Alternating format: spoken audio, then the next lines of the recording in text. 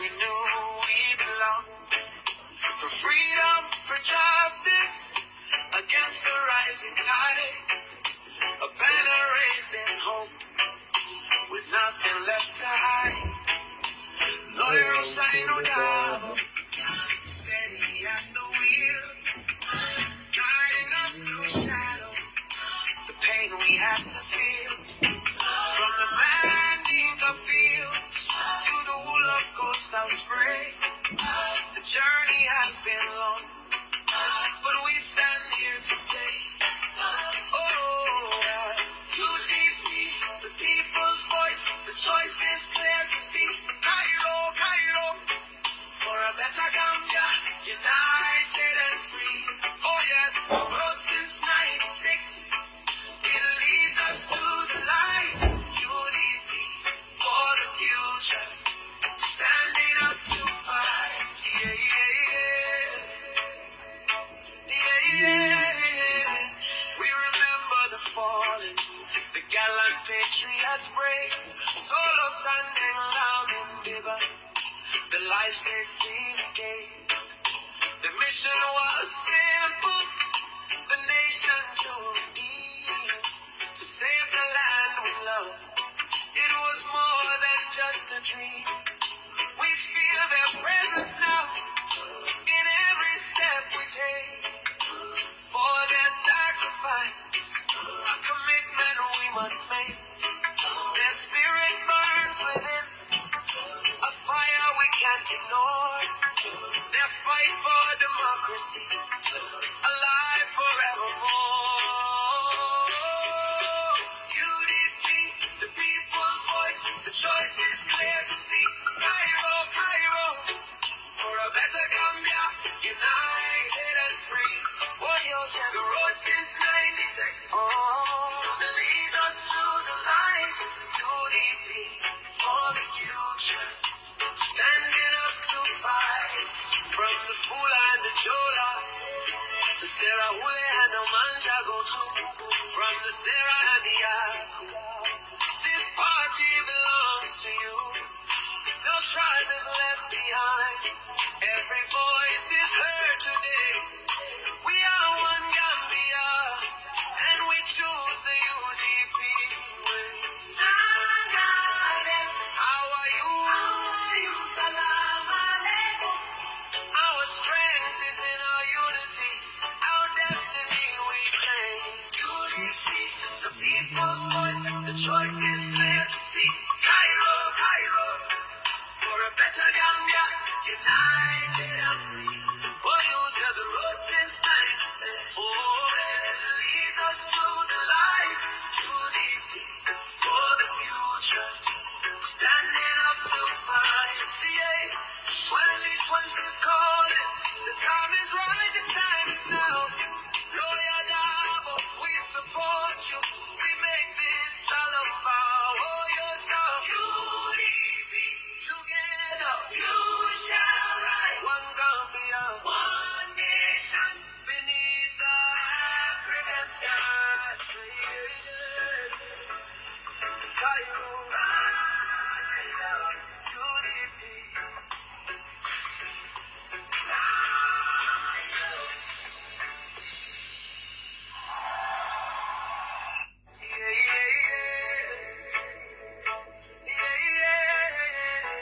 We remember the fallen, the gallant patriots brave, solo standing alone in Debunk, the lives they freely gave. The mission was simple, the nation to redeem, to save the land we love. It was more than just a dream. We feel their presence now in every step we take. For their sacrifice, a commitment we must make. Their spirit burns within, a fire we can't ignore. Their fight for democracy, alive forevermore. UDP, the people's voice, the choice is clear to see. Cairo, Cairo, for a better Gambia, united and free. Warriors have the road since since 96. Lead us to the light. UDP for the future. Standing up to fight. From the fool and the chola. The Sarah Hule and the Manja go to. From the Sarah and the Yak. This party belongs to you. No tribe is left behind. Every voice is heard today. We are one Gambia, and we choose the UDP way. How are you? Salam alaikum. Our strength is in our unity. Our destiny we claim. UDP, the people's voice. The choice is clear to see. Cairo, Cairo. For a better Gambia, united and free. Well, you said the road since 96. Oh, it leads us to the light. Assalamu alaikum wa rahmatullah, fellow Gambians. Ngal mu mebe kontong momorondeng itola ni kontongo ani be tinkira minto ani be watu min kono.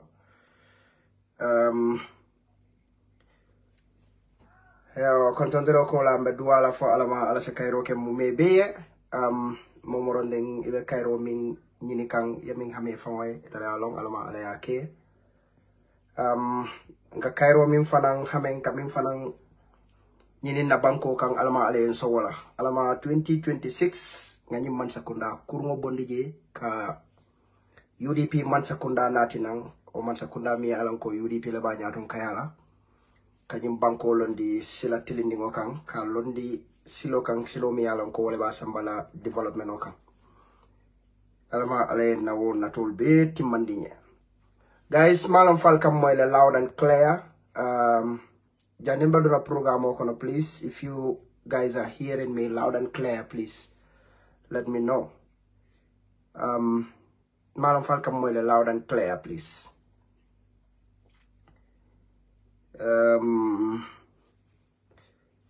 If you can hear me loud and clear, please let me know, please, guys.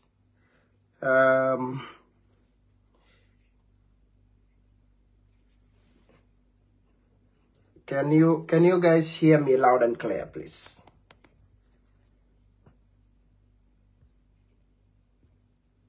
I don't know, maybe the comments are slow. I'm not seeing any comment yet.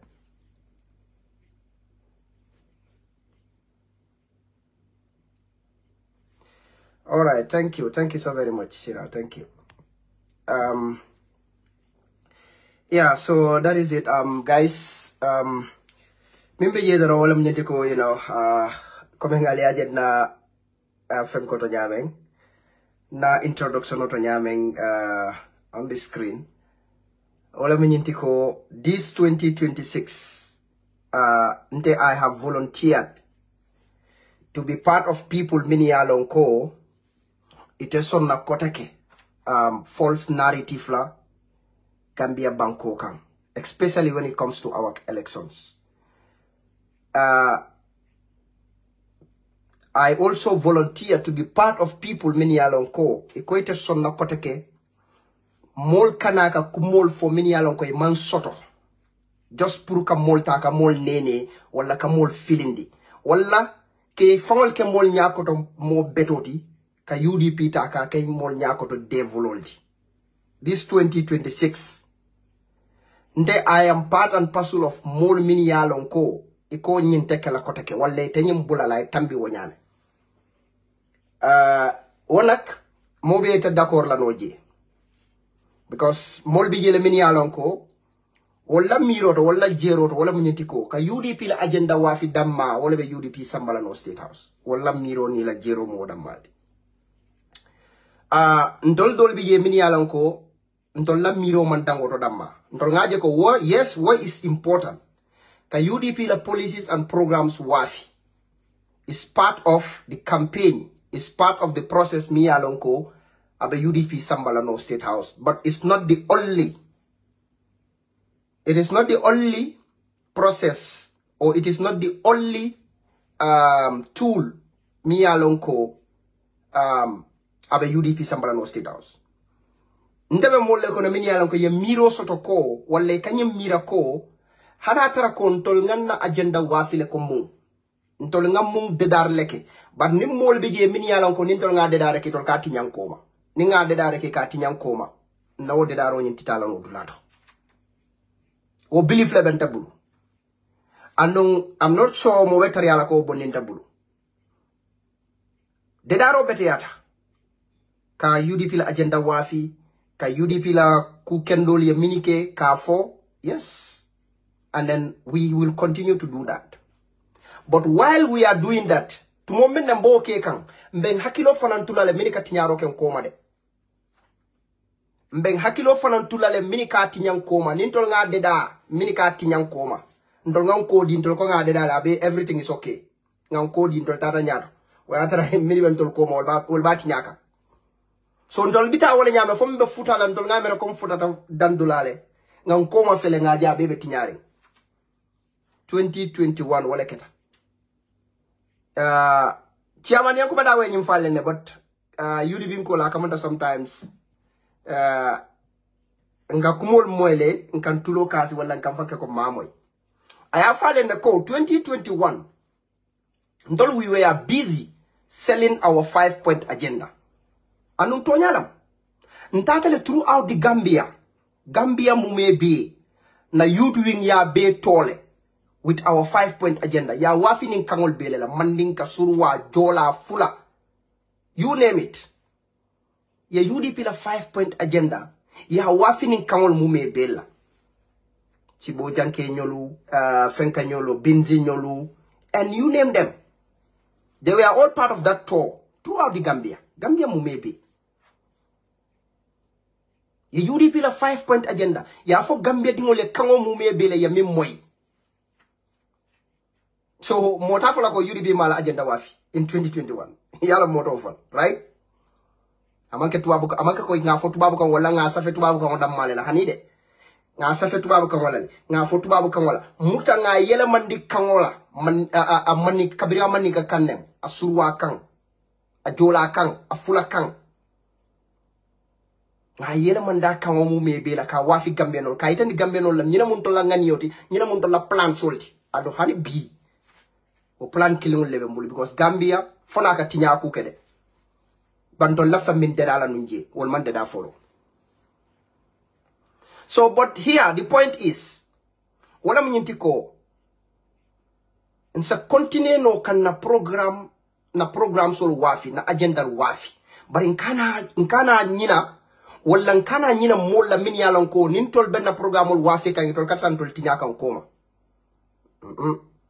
this time around tete nyina la wono molla de ngalo na modul dum itol ka fole al nyina nyula al dabor nyu lokoto al kana nyul danku hey al nga concentrate al nga focus al nga concentrate yes ite concentrate nyin kelo bunda fanu talia bundal siatal ite dula dota ite maybe asike no ite la concentration ite amira ko mimu concentration oti wala mu doron ka UDP la agenda wa fi doron ite amira wada mal concentration oti no ndeya o mu concentration de bari concentration o manyana danna woto ndeya o mu focus de bari focus manyana danna woto ndala focus do fanam bejile mi yalon ko ngaje ko woni nyin dole nyanda kata nyola o fulol titano nyokoma nimbe focus kam tol ben agenda wa filam ba de dala mbita ngang hakilo to koma fana minika taram koma ka tinya because no one at the end of the day ndol bina ton la lenta fenjelan koma atra ya beti nyam koma ikawo ke nyadile wala mnyinti ko kanaka kango la UDP la ka UDP ke mol nyakoto de vulolti ka UDP ke mol nyakoto fitinan tungolti ka UDP ke mol nyakoto molti min yalan ko ito lel ka song ito lel ka balang ito lemu nendirlalti ito ka kujaw be la UDP kan so nimbi ka ntol kont mbe nyakas le o mol lale ye continue ka wake dan to la do ko na fata tar la de mbe do ko wake la fontol ko jitale ngam ko ma felente nga nyamol min be binde nga henge be tara lorin ku ke be lot because nin to da nyamo binde lan to ba nyamo kuntula do lel ben tol ko ma min yalan kon to law nyamol min ke kuntu ke londi ku kan rosira ma be buli be rosila so din dol pare din dol ko da kunko be sen yandile fo wulita ga ko wajibe nga nyamol beje loring no atenda soto la ni 2026 atenda soto la nabe modol soto la bol soto bara atenda soto la so now dia moldol bije min yalan ko fo nga muri kan ni senandi mol ma nga itende mol la ko ni minka foten toñate adu memu toñate nga landi mole plateau kan so bi na programme mo wolti comme nga fale nyamen dron bi wala this 2026 wala mun tala main do ko fonti wala mun na main do ko ti ngam fango sacrifice ni wala so now ali nga start banko president of fonga kuma kawol la folo o fane kuma kawol mini fo manke toñati janimbe futala mbojo bojol ma folo janimbe dam bojo bojol ya nga adama fongol la moy adama fo kumo mim fo afanan kaka molle filindi aka kumol fo molle min yalon koy manke toñati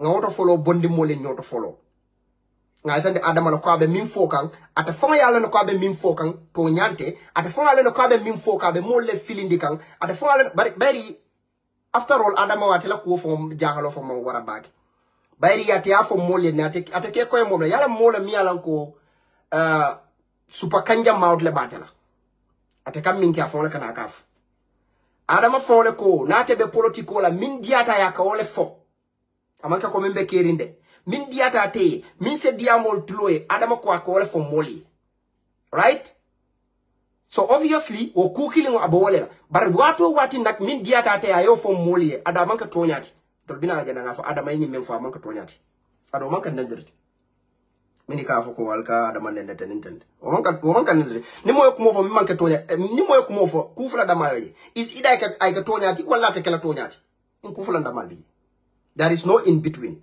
so adama e min fo mi alon ko manke tonyati mina mba fala mo le jam ko manke tonyati ndumba fala mo le munati nan ko manke tonyati anim fala muna mo tonyati mba yitan damol so ala nga follow adama fo follow la kumola jannim bita mbojo bojo li a follow ala la wa adama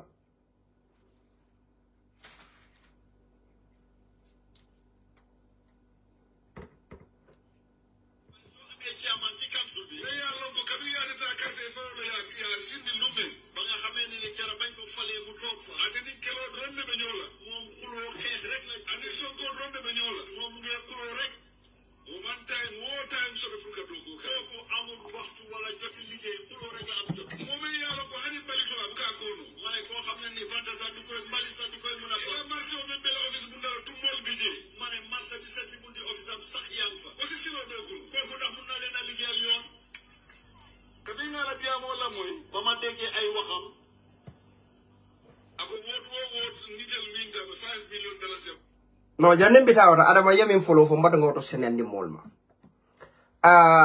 albe ala nako adama be chairman yankuba dabo abo wala fi nyola ten ako chairman yankuba dabo kabiri wonata o man do ko nyaasoto waya be ke keloldi bari adama yo fo nyamen nimmi mawo kumonyin tenteng ya jube ye tonya bondina moleje asikeno ay modol filindi because tonya adam ngalo ne ko yankuba dabo e kelo kele kabiri nganata bari mun kele sifa yalo adama to fola moli ata fola moli ko kabiri yanks dabo nata kiaman yanks dabo nata ay kele sifa nyaadi leke ata ko dron ko kelo so ni ko mo le don ko kariye kelo kele mol ba tala in a negative form le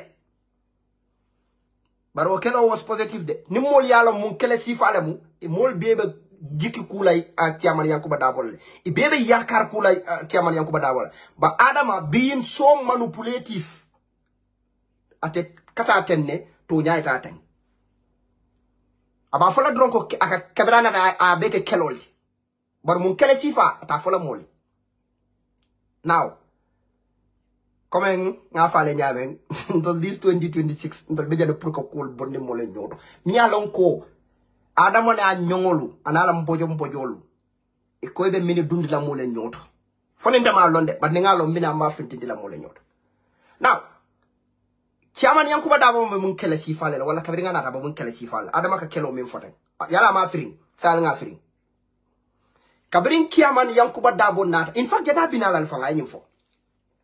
Ala campaign promise fon keta bolet. Wala mnyintiko, Brikama Area Council. Dim ka fingol lel bije. Dami yalon kwa lan namol kata wolelto. Ando ninte nata, mba make solal ko dinka fingol nyinu nye suki.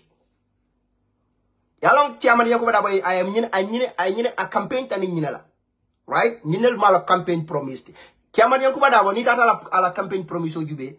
Wala la campagne ol jube itata da dula damiana fa ba ni na mbe marchol kala mbe silol kala mbe fenkol kala hani atela campagne tata base min kan wala minti ko dinka fingol lel bal la Brikama Area Council ni na taw dinka fingol ni mbe sukila de alla na moye muruna ngal kan in a form of development ni na mala campagne oti so kabringa nata ala campagne o nyin wala la campagne kumol nyin fayna ayol practicalize I mean for more ya ina yake.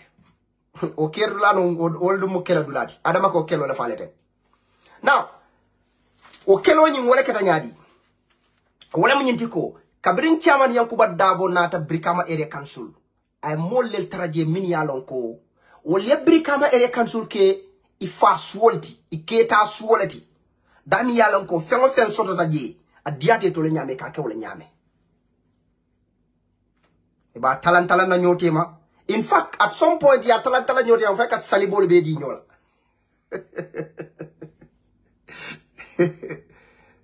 Then you have the Jonga family mini yalonko wol Brikama Area Council ke fast world.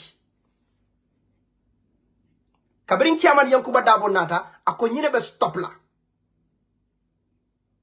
Adama ke kelo min fale teng aka da kalanda mina mo la fika da loje kan o kelo nyinga ka fale don ko kabrin atebe kelo la te mando ko nyaso da be kelo la ate do ko keno la fa o kelo la folo ke bari mbinala le after kabra o kelo ke am do ko si falel ke andu yajele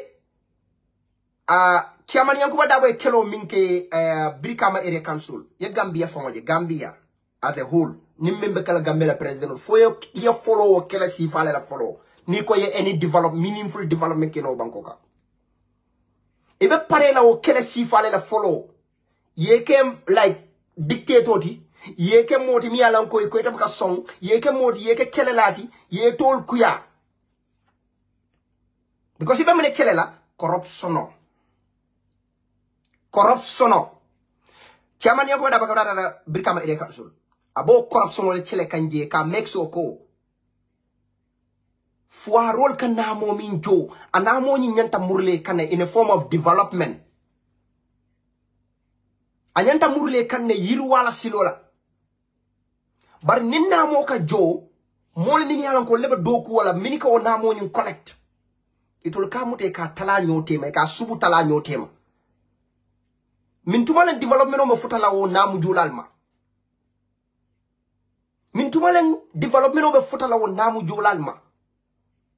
So yankuba te doku keno la ate development keno la fayo corruption ole kele follow won namo mi alon ka kata poso kono akata dinka fingol kono fayo lel suki follow akada o lel sukela ekwate o sukela ate Adama Barrow fo minka da kalang nyim video to janka fale ko kabrin chairman yankuba dabo nata be kelo damalela ate he was part of the people min yalon ko be kiaman yankuba dabo ne be kelo la because mol min yalon ko wolel ka sunyaro ke o jointo Adama le kije ala mansa kundale kije. So kiaman yankuba dabate doku keno la fire will stop follow. Fire stop follow.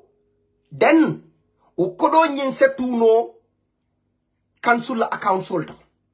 Then wakola sina murundina molkan in a form of development. Wakelo nyin purka o corruption nyin stop. Purka o dinka fingol nyin take suki. Adama ka jele fale ten de kelo abaka jele senen dalma ando dinka fingo minka jora wa dila puri o dinka fingo nyulu staye sing Adama lem number 1 ni Adama minka ne wo diandale ten atelem number 1 but because atenin tonya keta ten Adama nin tonya tata ten Adama tata ten. So ate baka no platform o fay ko mo fo mo le miyalo ko tonya lam o ka kana bulle no kita adama burra ka lon ko mistake ko le asot because I have more yenne ako min diata te nata be campaign la ko wala no be ngalon ka be campaign tirel so obviously min diata abore fokan so now al nga jube kabri yankuba dabo yo o dinka fingol nyuluta ay saring ay kelo ke pour ko dinka fingol saring kabri ay saring ay mon development si fala nati nang Brikama area council kemal yankuba dabo kabri anada na la first year each ward 28 wards each ward have 1 million I will deal each ward one say have 1 million every ward pour ya jube et la priority mu minti la ward solte ya lakije an nga wo nyinandingo moyle mimbe Angleterre wo talib la wo nyinandingo Yunus Haidara Mickey Mouse ni nga moyle ko ha janne wo bo ko do di la molla wonyanda ko do kafula nyomane ay development ke wallahi fen create janabo ko do ko di masikala ko di word solla yalon tolewo ngay tolewo mimmo boku kala man fen kala muta ite ma lon ko development o ka start from the grassroots le ite ma lon ko development o ka start wala nyame wala in fact wala form meaningful development mol mini yalon ko to legina yalon mune muy la problem oti to legina yalon ko mune muy la sulan koti mune muy la immediate suloti ila sulo mi yalon ko be tukki be fankari wala fala ibe sulan wala fala ito leolo so ni ko do dila ko do mi yalon ko anyanta purita abadile to lela puri ya jube mi ala ko sulata wala la yakela wodo amanke ko fananko Brikama ere kan sukata yen ko do di nyula doro ya fo ya ala jube min diada le yake hani ika fo Brikama ere kan sule ne lafta bune kala adum Brikama ere kan su franka make sure ko ye supervise anu ika make sure fa ye audit yen ko do min dila ko ba kala minti fo yake wala fonti ba exactly bar wo nyina ni ngome mesida Angleterre ka fon ko mandi Yunus Haidara ay mun ay nyimbelon yalon kana jang ki fongo nengo diandi jang ki fanke mole ko ite kala mutatale a tari de ko kono poto la beji poto akwa ka chairman yankuba dabo ridicule wala ite malon ko development ka ke wala nyame people the people themselves wala yalo ito sulata munela ito wala yalo la priority mu muneti so ni lafta wo mol develop la obviously you should go through them the development should go through them ite de sino le la office oto yalo mine wala priority wala ito ko ba determine wala munam wala priority no that is not how you develop people that is not how you develop a community bari mo kalamuta balo ni ala hana diam da fe kan ko toleo so domo fo man fot nko talib fo ma loki ate ya tole wala kafu lala nyoma o chimpanzing dobe America o tole do fana in fact chimpanzing fula be America chimpanzing fula le biji the female chimpanzee and then the male chimpanzee so ada wan loki yudi bila MP tole ba fa na yo fa kafu afama ko talib mon loki talib ne bala fon ka fay ate mentale fo mo mbem frem ate tole lel kafu lala nyoma Yunus Haidara min sonno mo be man futa ni ajube ko Mickey Mouse o chimpanzee do be jana wona la sister biji fanka bi jana tondi ya mentel sa yam bi jana tole wala ayol damal kafu nyoma. But now let's go back to Adamala Kumo. Guys, I'm sorry. I think I'll Adama.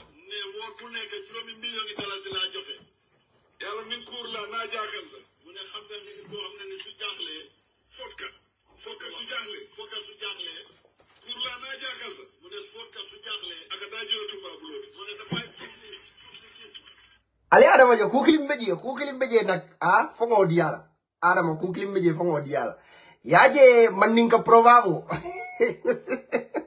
da walla mo be gambia mi yado wala ona ko competition ona dukare di miyo jeda wada kal nga adama sambaje fo gambia fala surprise win the only thing adama is good at the only thing adama is good at wala man ninka provavo no ndama mammo bulo selenda ka wala de anala tole ya nyonya anala kala mutabali ya nyonya randi anala kunte wo nyonya randi bar man ninka provavo no bulo santa wala de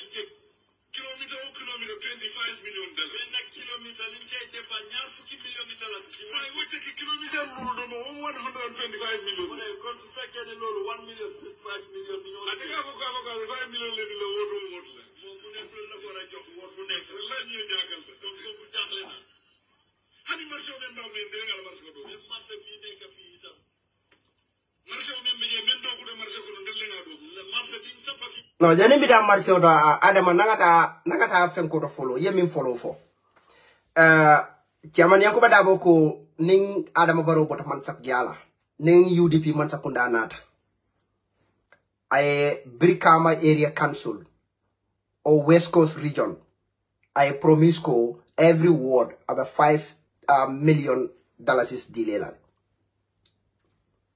adama ko akawala ridicule ako compare ane ate kadoko minke. Can you see the mindset of Adama? Brikama area council. Just one region. Adama ko akawala budgeto compare wala development wa kaka wala compare with atela government, the central government. Mi alon ko be mararim banko la namo mume bela. Mi alonko wole be mararin Gambia la 52 or 54 billion Gambian dollars is budget la. 52 billion Gambian dollars is budget. Adama be mararin wole la. Ala man sakunda. Akwa kaning Brikama area council le compared when it comes to development. Ali Adama la mindset jen. Nyina mun la president noti. Nyina mun la president noti. Moming hakino be ten. And this is not the first time Adama in Yesifa for that. Yalo natin nunko, maybe I wala sinya follow taya for, maybe mosa foko affiliate. No, but hakilo dangolemu. Aya fuja na le atondi bari wisata onyin falato barankon. Bari wisali Kenya. Right? Bari wisali Kenya yin sifa kilingula foji ako Honorable Suleiman Saho. Ofana kaka wole fana doya ko wole fana ridicule ala mol nyala ako because wole ko ala mol yoko e kana finti so mol mo finti so aba kamfaring ako wole ko in fact felenting ndega l'hôpital nata le jang ngasilo nata le jang munate o keno al yelba you see a whole president mi alon ko Gambia annual budget 52 billion Gambian dollars is itela manza kunda marani ngolela ike for compare with an MP. Me along ko niaka allocation sort of wala mu foila nying constituency fankoti aton the development fankoti. Ike for compare with an MP la. Itana development on MP la development left all compare. Can you see the mindset of Adama? Nina munto la president. But me fana mbije nak yala ngaka diamu mi fana ya katrawol fana nenkanne but you can't understand no because ni Adama ka fatale ko ngani ne kale jang mbeñi ne kalale tang wala nal ma nyin ken tanyin kalale Adama ka munta ko aka kodo min o aka wo development on min nata to Allah fankol Allah community to aka munta ko Adama ko bondala poso la kono yana tel soala wala sadal as if wo kodo nyin ateo doku nam from ala Manjum estate o afama ya keta afama la keta kodo ay kodo min keta afama bul. And this is not an insult because probably wo be kala tatile, okay? Because momo ye min keta o mitali.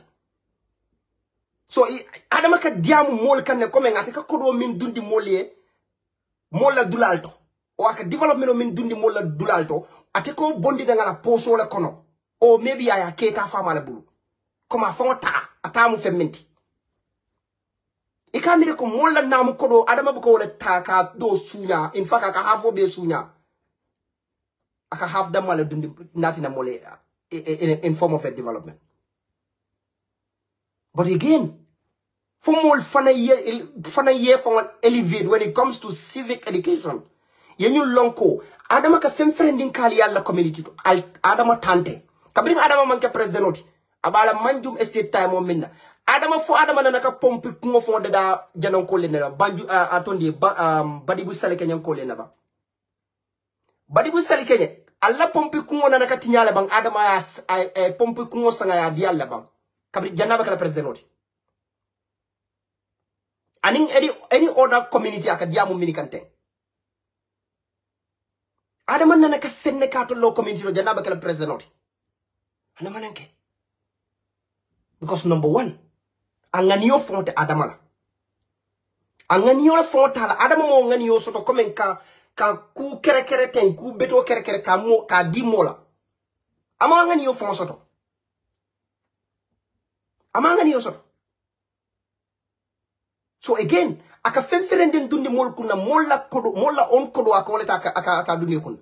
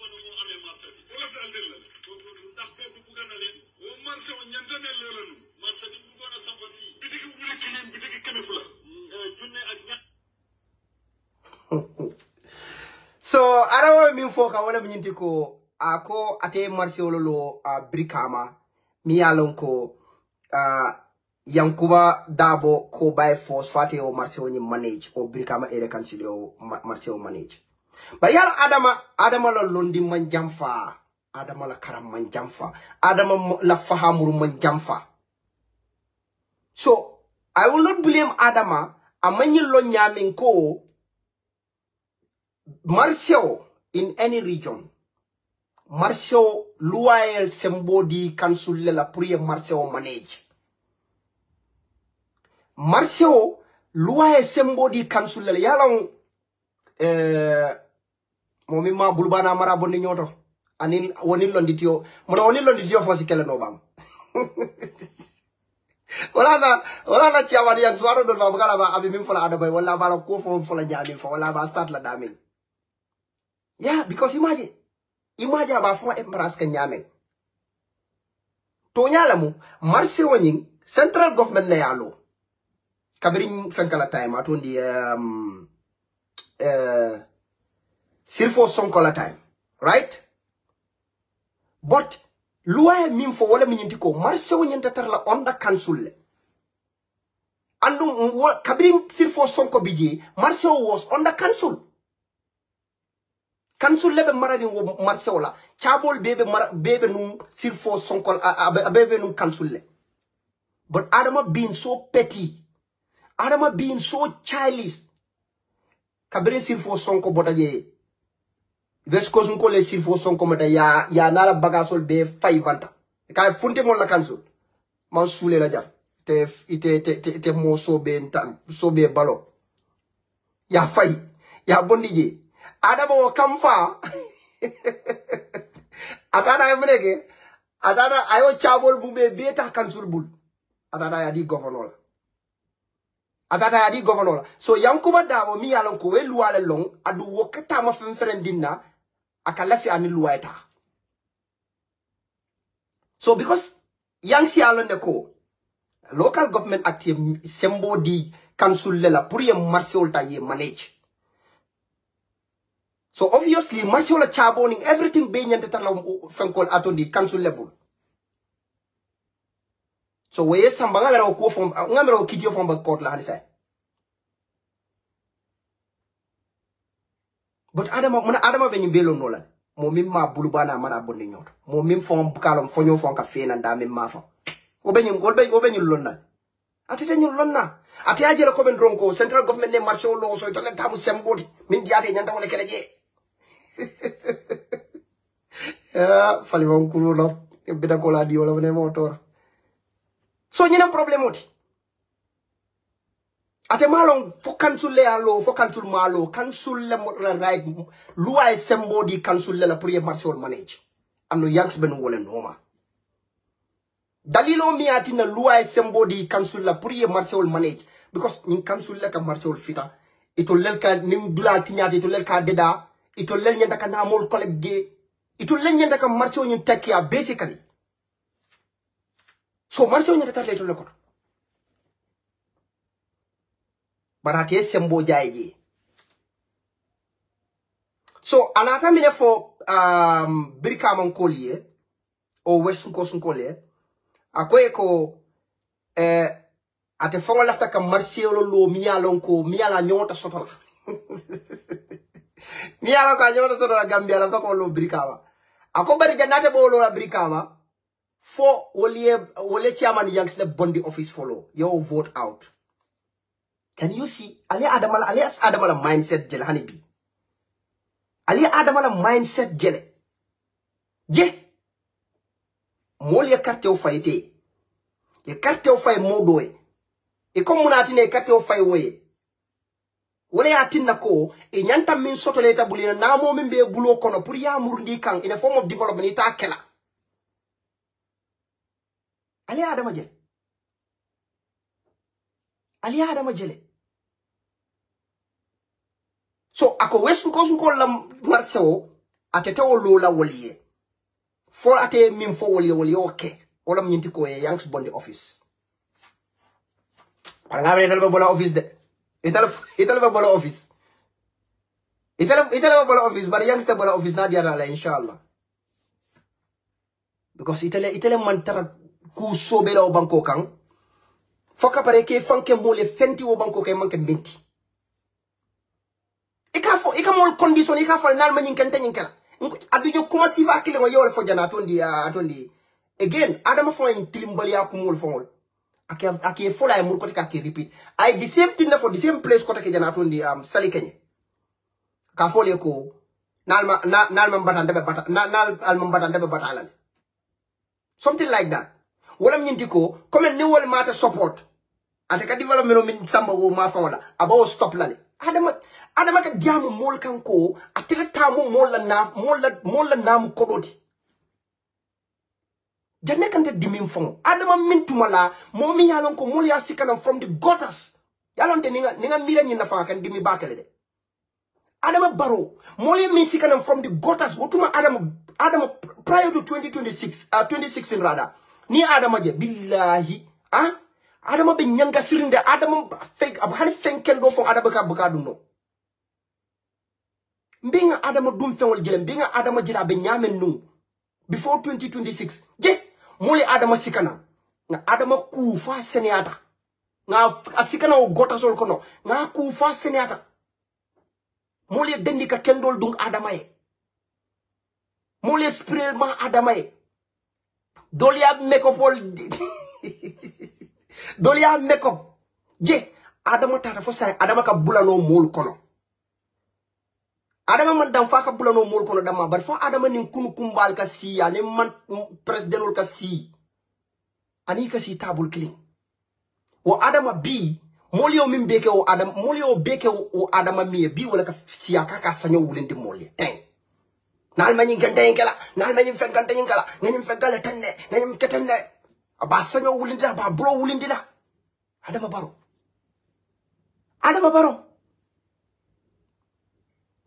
wala ka sanyo wulindi molio banko kam bi ka fanke molio ko comme e kamera ko ha na nyen dunia ni we dunia bare ka beleje e non entity mi alon ka manke fenti adama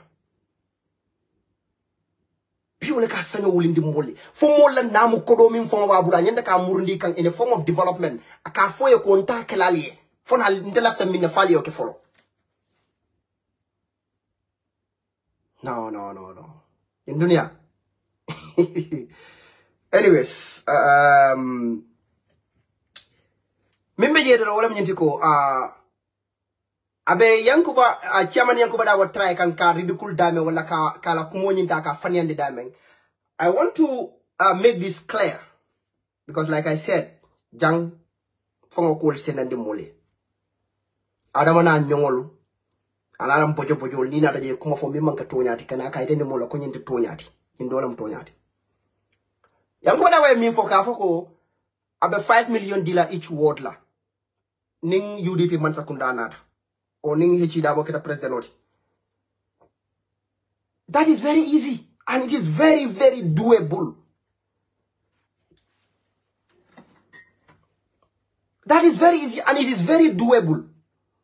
Alialo neko yang senyum fo min kamaya lonne because yangs mo hakile malti a karantale ay londo soto ay faham ro soto ay dunya tama ni mole do kolke ay kol long. Unlike Adam. Alnyabe o fenko minna tondi him 5 million o minna young scaffolding. Ni UDP matakunda nata. 𝒂𝒄𝒄𝒏 as a president. Nyantol mini yalonko aning namol mini yalonko nyanta jola council bika jo council. Central government ka single i kang. E baby ta council le bebe murla council kanne. Obe munekela obe council la ila tax base ni na fanundila abatina la ko ila namo nyimbe yiru wala e kam min sota be la fala. Let's list some of these things min yalon ko by right wol nyante tar la onda council le bari bentara onda council like the car park garaso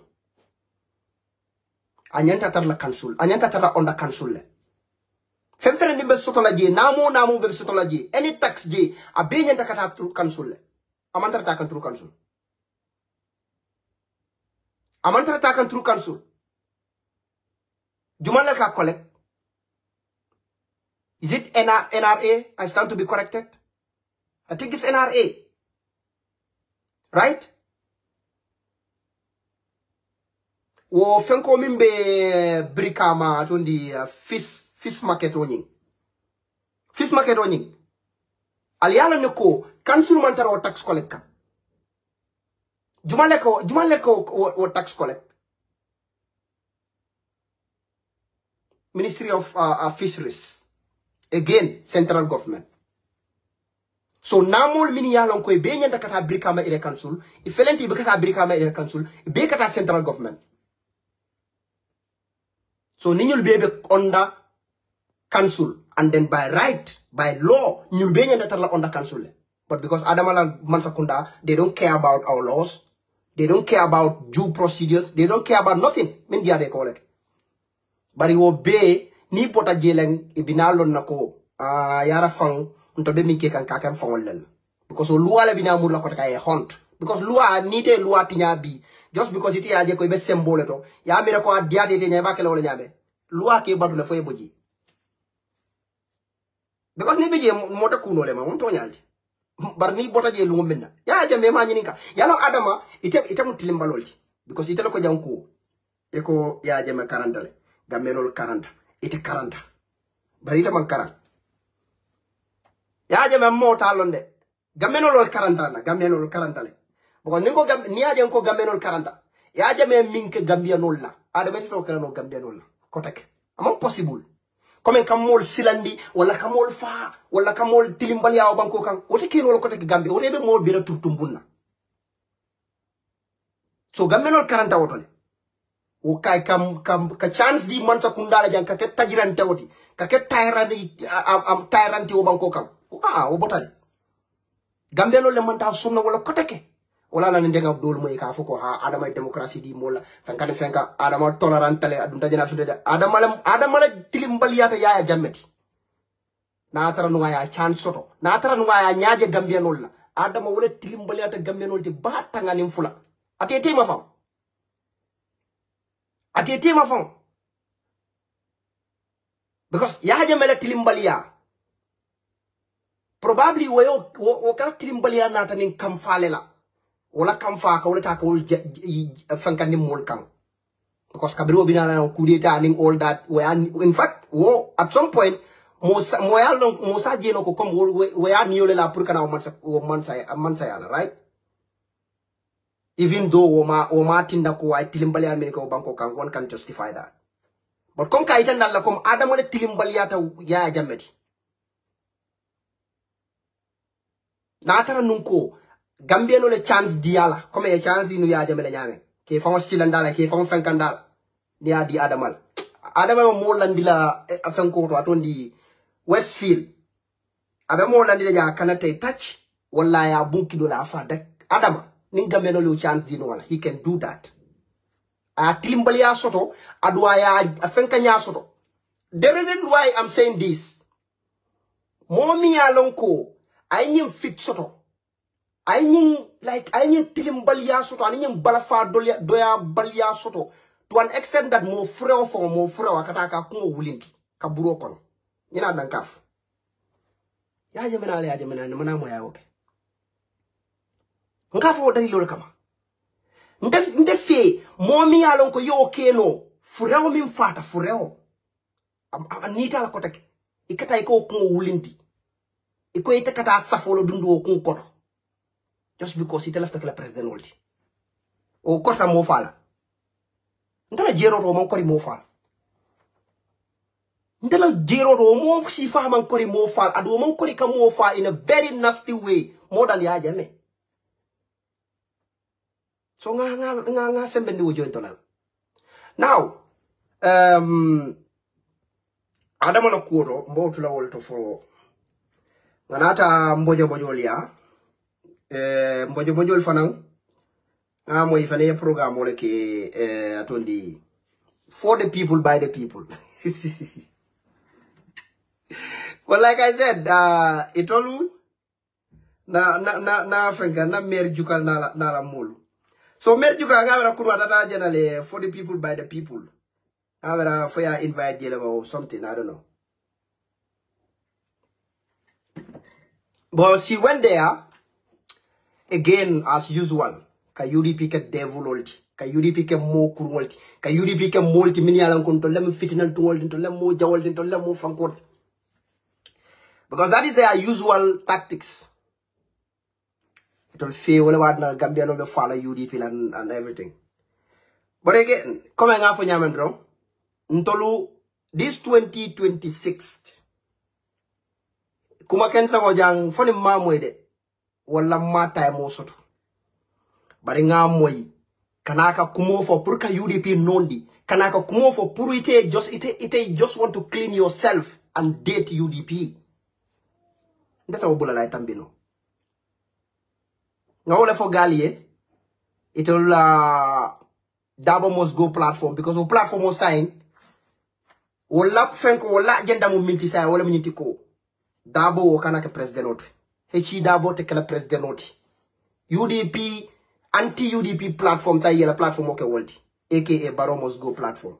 The platform was known as Barrow Must Go, but say yela agenda change. And when I'm saying this, I'm mantragal to me kanyinade. I wish I can still find that audio. Jukaya for Daminko because more comment no because according to nga moyala nyame abawo mari le jabi kan.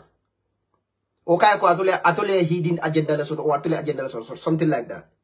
then Juka respond I mean for a wow ñun dañ am agenda suñ agenda moo nekk ne na papa Ousseynou randu mu bàyyi ñeneen ñi ñu ñëw so basically Juka ko etola agenda mu minti wala mu njiti ko papa Ousseynou randu wala me hichi dabodi so wala tinanko platform on now is Dabo must go platform instead of Barrow must go so you watim be ni to lebe nyola anu na ne promise la ko ndani to lebe nyola la fo jannen 2026 Insahallah because if I mean kodo wala mu nyinti ko ka UDP nondi mol nyako ka UDP ka devulol di ka modol ke mo betoti pour itol be men nyini ka yoso because same thing itol be min kodo wala mu nyinti ko to form the third wheel or to prepare the third host so that we can have a 3-host race. That's okay. But Nibo of an Nkeka Kanake in a very corny way or in a manipulative way, Purka model non Purka UDP nondi, just put it a third horse ning was a chance of a nyame. That we are not going to allow. And memory problem. When you talked about that, they will sit on their platform, talk about UDP for 5 good hours or 6 hours. Because sometimes I start listening to them around 11. Nyulkatara jele, Nyulkatara jele. For some and 6 o'clock. For some and 6 o'clock, katara UDP ni, hechi daboni. UDP ni, daboni. UDP na, daboni. For fun, I go korot. But it will go kile pare. Je, ni de na de ko be 30 minutes ma diam le to lokure ko ke ilaf ke silence le. Yalla jele kan de jele fango. Wow, guy UDP duñ de buga ken mo was ñom ko buga was ñom rek ñu buga la silence. Ñom dañ fogg ne mëna fi silence nit ñi duga def I just laughed. Kan mo fi mëna silence fi ken. Yow nga wax sa wax be nga pare. Man may ñew di tontu nga ne man dama la buga silence. Fekk yow wax nga be pare.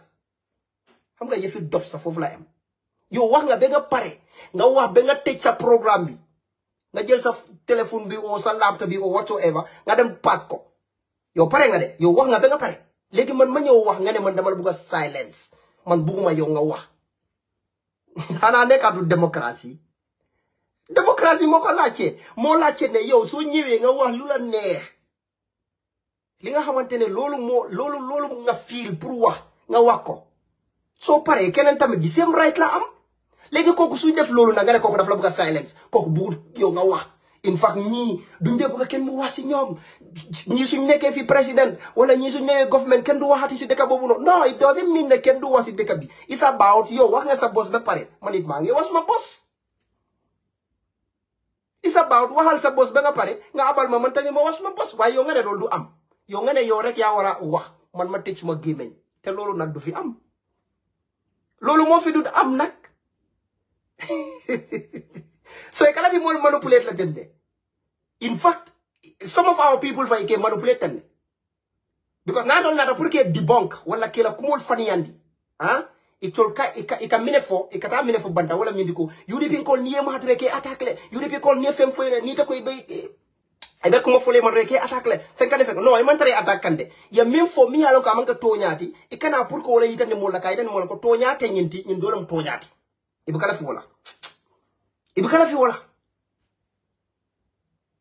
fi wala woke balo kandindile because ibe kala fi ye expose they don't want you to expose them nyin dam ala muy la traite so it ibe mene kala say pour que the silence wala mi nyinti ko ya itane mo la comme nite tol like ite tol challenge dron o ye counter dron ite lafte silence lan o ite ke attaque le o ite man la fi to le diamu yalla say ni nyim fo mo dole dol bi wala kaje wala nyam wala kaje to nyala mo imagine nyin diam dara ke fanan diam no it's democracy nin ta diam re ni lafte fane diam ni de diam na nin laftam fane diam bar sa fontenite juwa silence kan no ndena mo man de la bun kono ngela telephone te bulu o ngela laptop te bulu ko de diam la na manante la live ton ko bi de diam la jam hani ika diam la ni pare de dafa nga diam so waxe ba nga pare manim no wax nga ne dede man dama la bëgg silence naka la mëna silence lolu yefi dof la lolu halati dof la sa. Well, anyways, now because I want to misunderstand saying how to tarnish the image of UDP and our leadership. Jukatara for the people by the people. She was actually referencing, you know, UDP and Doi, and then she was trying to make the UDP the devil, and of course, Honorable Halifa Sallah and the Doi, the angels. But Alimbal. Okay, I let you short from Kolaja. Then after I can respond to them, because I think I kumole for the mini alonko. She was trying to, or again, she is trying to manipulate people and in fact mislead people, and at the same time make the UDP the devils. Alilamai. Reality. The likelihood of UDP, UMC, and all the political parties, including DOI, in the coalition, is very slim. When if you want to get up, like we can all sit here and have wishful thinking, of course. Right? We would all want that because Lord Roy are the easiest way to get rid of DOI. But now you have to think about the likelihoods of that happening. Then, even if that happens, this will get rid of Borough, then what? Even with all the beautiful things he mentioned, right? Are they going to follow through? Yeah. You are bringing different people with different ideology, with different, just very different. Can you understand? Because that is also another reason why, fundamental difference, because that's one of the reasons why there's a breakup within UDP. So we cannot continue to pretend that didn't happen. That is our reality as we know it right now. Can they move past it? I doubt it, because they have fundamental differences. Because it took fundamental differences for them to actually say goodbye to each other. Because anything else beyond that, if it wasn't that major, I'm sure they would have figured out how to work it out and continue. But they broke up for a reason. It's almost like if you say, okay, I'm done with this guy, and then 5 years later you go back to them, it's the same, most likely the same people, same personality. The only difference is the time, but it's the same people, the same personalities. If you haven't done the work, it's not going to change. So now, the chances of Nyom together, one, I don't see it happening. I hope they can prove me wrong. Because also you have to remember the bad blood between UDP and DOI is there. Let's not be oblivious to that. It's there. It's there. Right? So Mbesularin Janna demanding, because Juka I diamo start damning. I don't think water is not even important, because water abe ala kunda miro la foka water mi alonko. For me that is irrelevant, because for you know never yajame for billion years I don't think that will exist or that will happen. Wala mu UDP ning the rebel movement pour mole ka Clint. Or I don't even want to talk about that. But I'm interested in that wala mu nyintiko. Ako UDP ning doi tema ako bad blood le board. Ning kumu ntol mu nyo jawol ntol ning doi. And now o bad blood ning abe minno ma je wala nyintiko UDP actually ntolemo develop when it comes to nin doi tema, and UDP nin doi ma problem soto ntol nin doi ye problem killing dam mala soto mi alon ko coalition min tambita e kalafi minna anin tol kalafi minna e buka kilinti buka bay inita kanale inila miro ena inila stan yena ntol ninna stan yena ninna miro ena e make kilinti manso nyoma yetela kaira silala ngata na kaira silala mum bad bulot la wote koteke but mbeda min noma aba futa la jela ala nga continue rek. And this is why it is so important in life do it the right way. We have to be careful because again, if things didn't go so ugly in after 2016, perhaps now it'd be easier to have that conversation.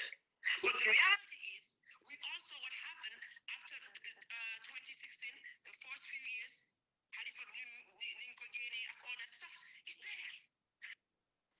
Aleje moyle.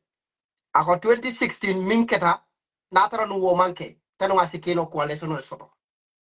So basically jukanyo janemba duna wo fonko namba dunga afale mune formu nyulla intentionoti be min ko sa ende. E be min ko wala min ndiko ka UDP ke mol nyakoto mo kurngolti mo jawolti the devils.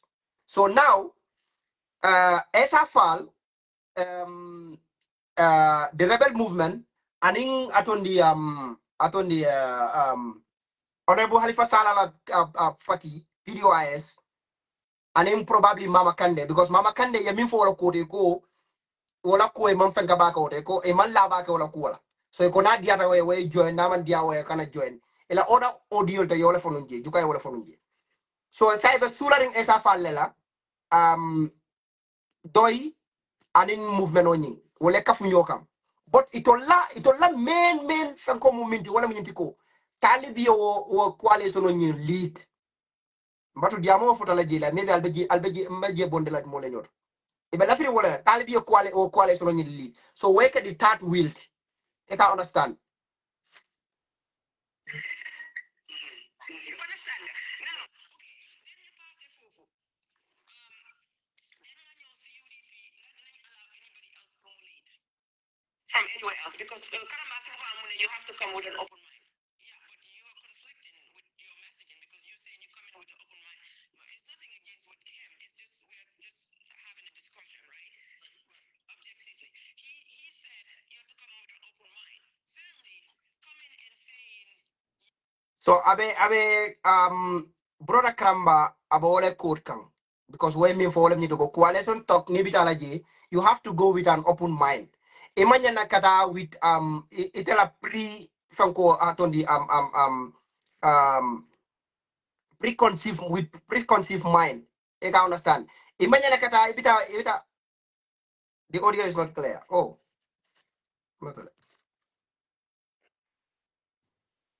okay brother Kramba wole fokandu so juka mi foka wole nyindiko okay omu tonyalti ni bita coalition talk like imanya nakata with preconceived mind ako bot ntol ka wolek UDP but la way You are the biggest political party and you have to lead. It's not an open mind. So the messages there are conflicting, right? Okay. So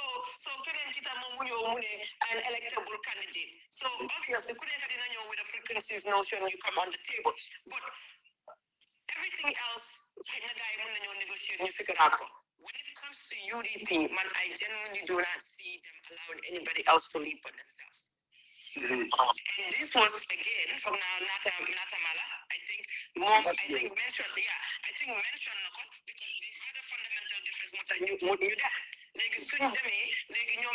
process in place so leader UDP, those people are gonna have a problem with it. So UMC leader, the other side is gonna have a problem with it. Man, what I see that it may happen and should happen, right? Is perhaps having a third wheel. From day one, I've been saying this because I'm a wishful thinking, but you also have to think about reality. You cannot just be gullible and talk the hell out of them. It's not possible. Reality. Language in reality, UDP and UMC putting them together, the chances are very slim.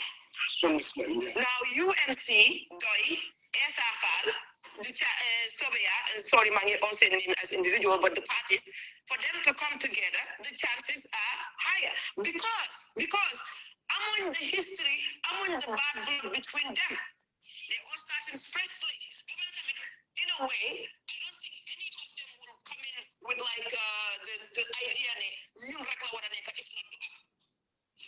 you have UDP in the equation, that is going to be the energy. okay so guys malam falbe audio ñu moy kane clearly but basically let's ignore Guys, please nga falen ala nyum focus dukara alin ta bala ala nyum focus la. Ni membe focus la please tayo focus alin bula bomorondi ibela politiko kala jam ya ko jam please. So basically jukabe min foka nya wala nyintiko.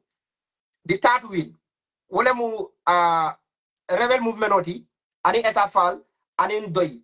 Ako it's most likely wala bitano coalition la because muneketa wolbang like all namanan do nyola when it comes to coalition diamo ku namanan do wol tema so it's most likely wolle bitala no fankol but membe nyato musa jen kana fay ne ko bari esa be nyame esa kamunta ko esa be la filatele li e ka understand so kabri musa jen yo fight but I think let me not go before myself. Let's just listen to that. With these other people, I don't see that being the issue because again, they are new in a way. Why you can? I remember let you put today. You talk about the tech here. There has always been a group going all the way back to 2020. And I still believe in that type of action. Don't think for a minute when you listen to us. When you listen to us, you're American, you're Halifax. But somehow it's much easier for them to come together and form a coalition. No, it wouldn't be. They are going to be confronted with the same. Yes, because they're all human, right? Okay, so mbe jenne noma jang musa je ye min fay wala min tiko ebe min fokanten comme nyin tat wilten wala nyin groupe sabol ni wala kafo nyoma akaya ko ebe min nyoma jang wala min tiko pour ñu la kaf nyoma but ni ñol fanan ko be kafu la nyoma sign the same confrontation rol bina laban na je wala min tiko jumale ba lead la kabri musa je yo fay because musa je kaya ko ni atondi ni esa nyinin ka esa ka fatale nyanda ka lead. So you can't mean for I mean jabi woto but why it's normal because they are all human. Ako they are all human. What I'm going to ko ebe mo hatama dingol so ebe nyanto so pour ka fantela ba lead la. But when it comes to UDP, jannem problem mot. UDP da mal mani right so pour ka fantela ba lead la. Ale na fiko manya jele. UDP omar right so pour ka fantela ba lead la. But the others ole right so pour ka fantela ba lead la. Even jannibe foto la negotiation table. So you see, say ni UDP yo for drone, UDP le mu fitinan tumoti, UDP le lafta kinyaro kela, UDP le ka song, UDP le katatoti, UDP le devuloti, every to kurwa be mu UDP la tati. Just because UDP control nyata ka lead because don't le majority so. But in ndol sa for ndel nyata ka lead, all they are human. Ale amo jukat for dakon, ako they are human. Wala nyiti ko ma hadaba dingol de so therefore ni bita ku kono mi yalan ko tol momoro ni lafta ka lead. Obviously mo fe maria fo konta ba lead la. So you see the hypocrisy in these people. So these people, these other people, will right to put kafantele ba lead la. Why it's normal. But UDP ni wol da yele ta roke ba lead la drong o problem olti. Wollem problem olti. And in fact, janem beta brother Esa Jawla ya la fajan sene andila. Because it mo feeling di nola jam comme ka fo nyame ñing 2026 mo feeling do jam hani wota yaje UDP damale sonta wala jang in the history of coalition mi alonko ikata for negotiation table oto ito last time moment ka jolong e ka modol tata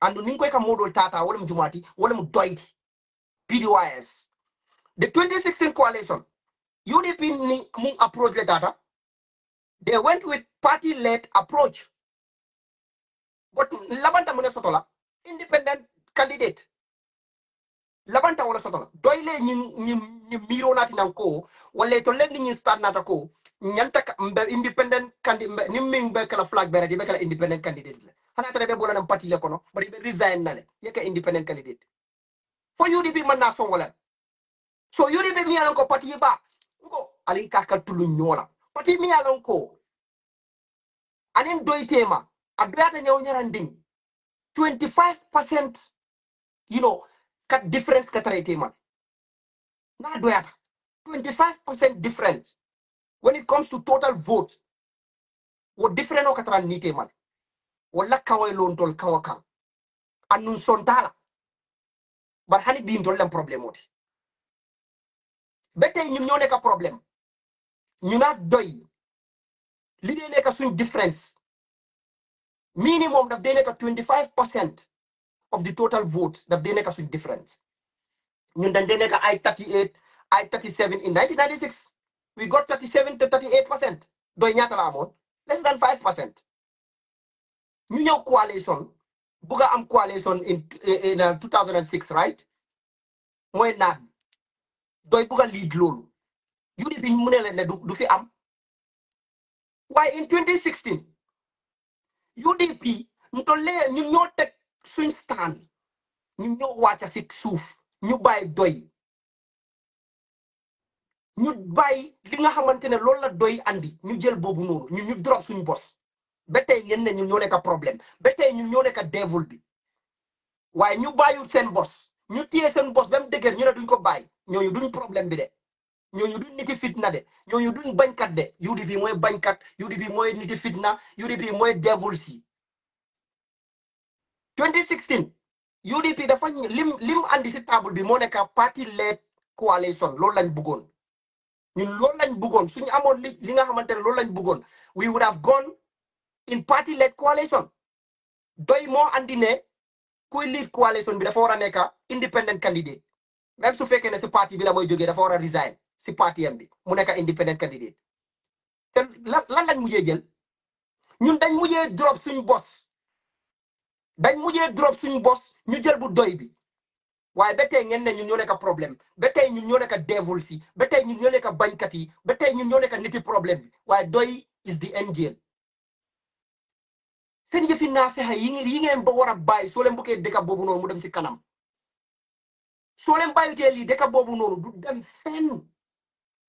fenn ak seen waxi naa fexe yi ngeen dee wax winnable candidate lañ soxla dugga na fele génn na fele ana ban winnable candidate lañ am among the oppositions koo xamante ne moo raw His Excellency Hussein Darboe ban opposition leader si biir Gambia from 1996 ba léegi kana musa am more than 200,000 votes kudut His Excellency Hussein Darboe kana ko musa am.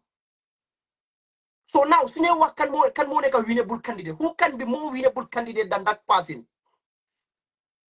Who can be more winnable candidate? Because when we are talking about winnable candidate, we are talking about somebody who can get more votes.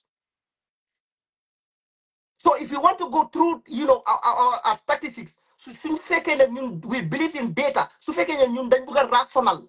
Dañ bëgg nekk nit yi nga xamante dañoo nekk nit yu déggu. Ko xamantene mom kenn single-handedly he can score more than 200,000 votes te li nga xamantene ben opposition leader musu ko am ci bir deka bobu non from 1996 to date ngeen ne ba tey kooku du winnable candidate kan mooy winnable candidate so leen bàyyite seen yëfi naa feex bi Gambia boobu noonu dina suuf broda Essa Jallow ene mbara ebe miutri Sorry. Guy, nye kondo, mbela viewers all kondo la, mbela analyze enjoy kam. It's very, interesting. Kabara. Mbela viewers all be kondo la. Okay. Nyun kumo nyilla kumo memfo kam ba start la jela. Komi juka, then like I say, nte buka diamu nyilla pola because for me, ngajele ko more la muiti attention seeker la muiti and they have a special kono e kanye program men for I joined there join ta jel de jirin ko lale karambanata then abirate ate faranata joy Okay bari comme ni muso la carola si ntengaji le control you people we have to be very careful nga system le crossing ni lañu ampola wala buko fahon la modol be je comme yekuma kelen fanya very important e kanna modol be je ka wol mandin kol ka fo mena kunin din jele ka fo e ko atel min nyil manke kilin there are some European they are very civilized there are some Europeans men nyalon ko they are not like they are this other riffraff so wol fahon la mol kanna kaje ko in political party what we have to understand wala muko akamdala wo fi every battalion or every groups, they have their own their own strategies or plans. Those coming here for Modo men, those who want to focus on Adam Barrow and his government, let them focus. Exactly. Those who want to focus on the people, many they are misleading the electorate. Let them leave those people also to encounter those people. Thank you. So, but let us focus. Let us focus. These people are causing. They will cause more damage. Thank you. Because the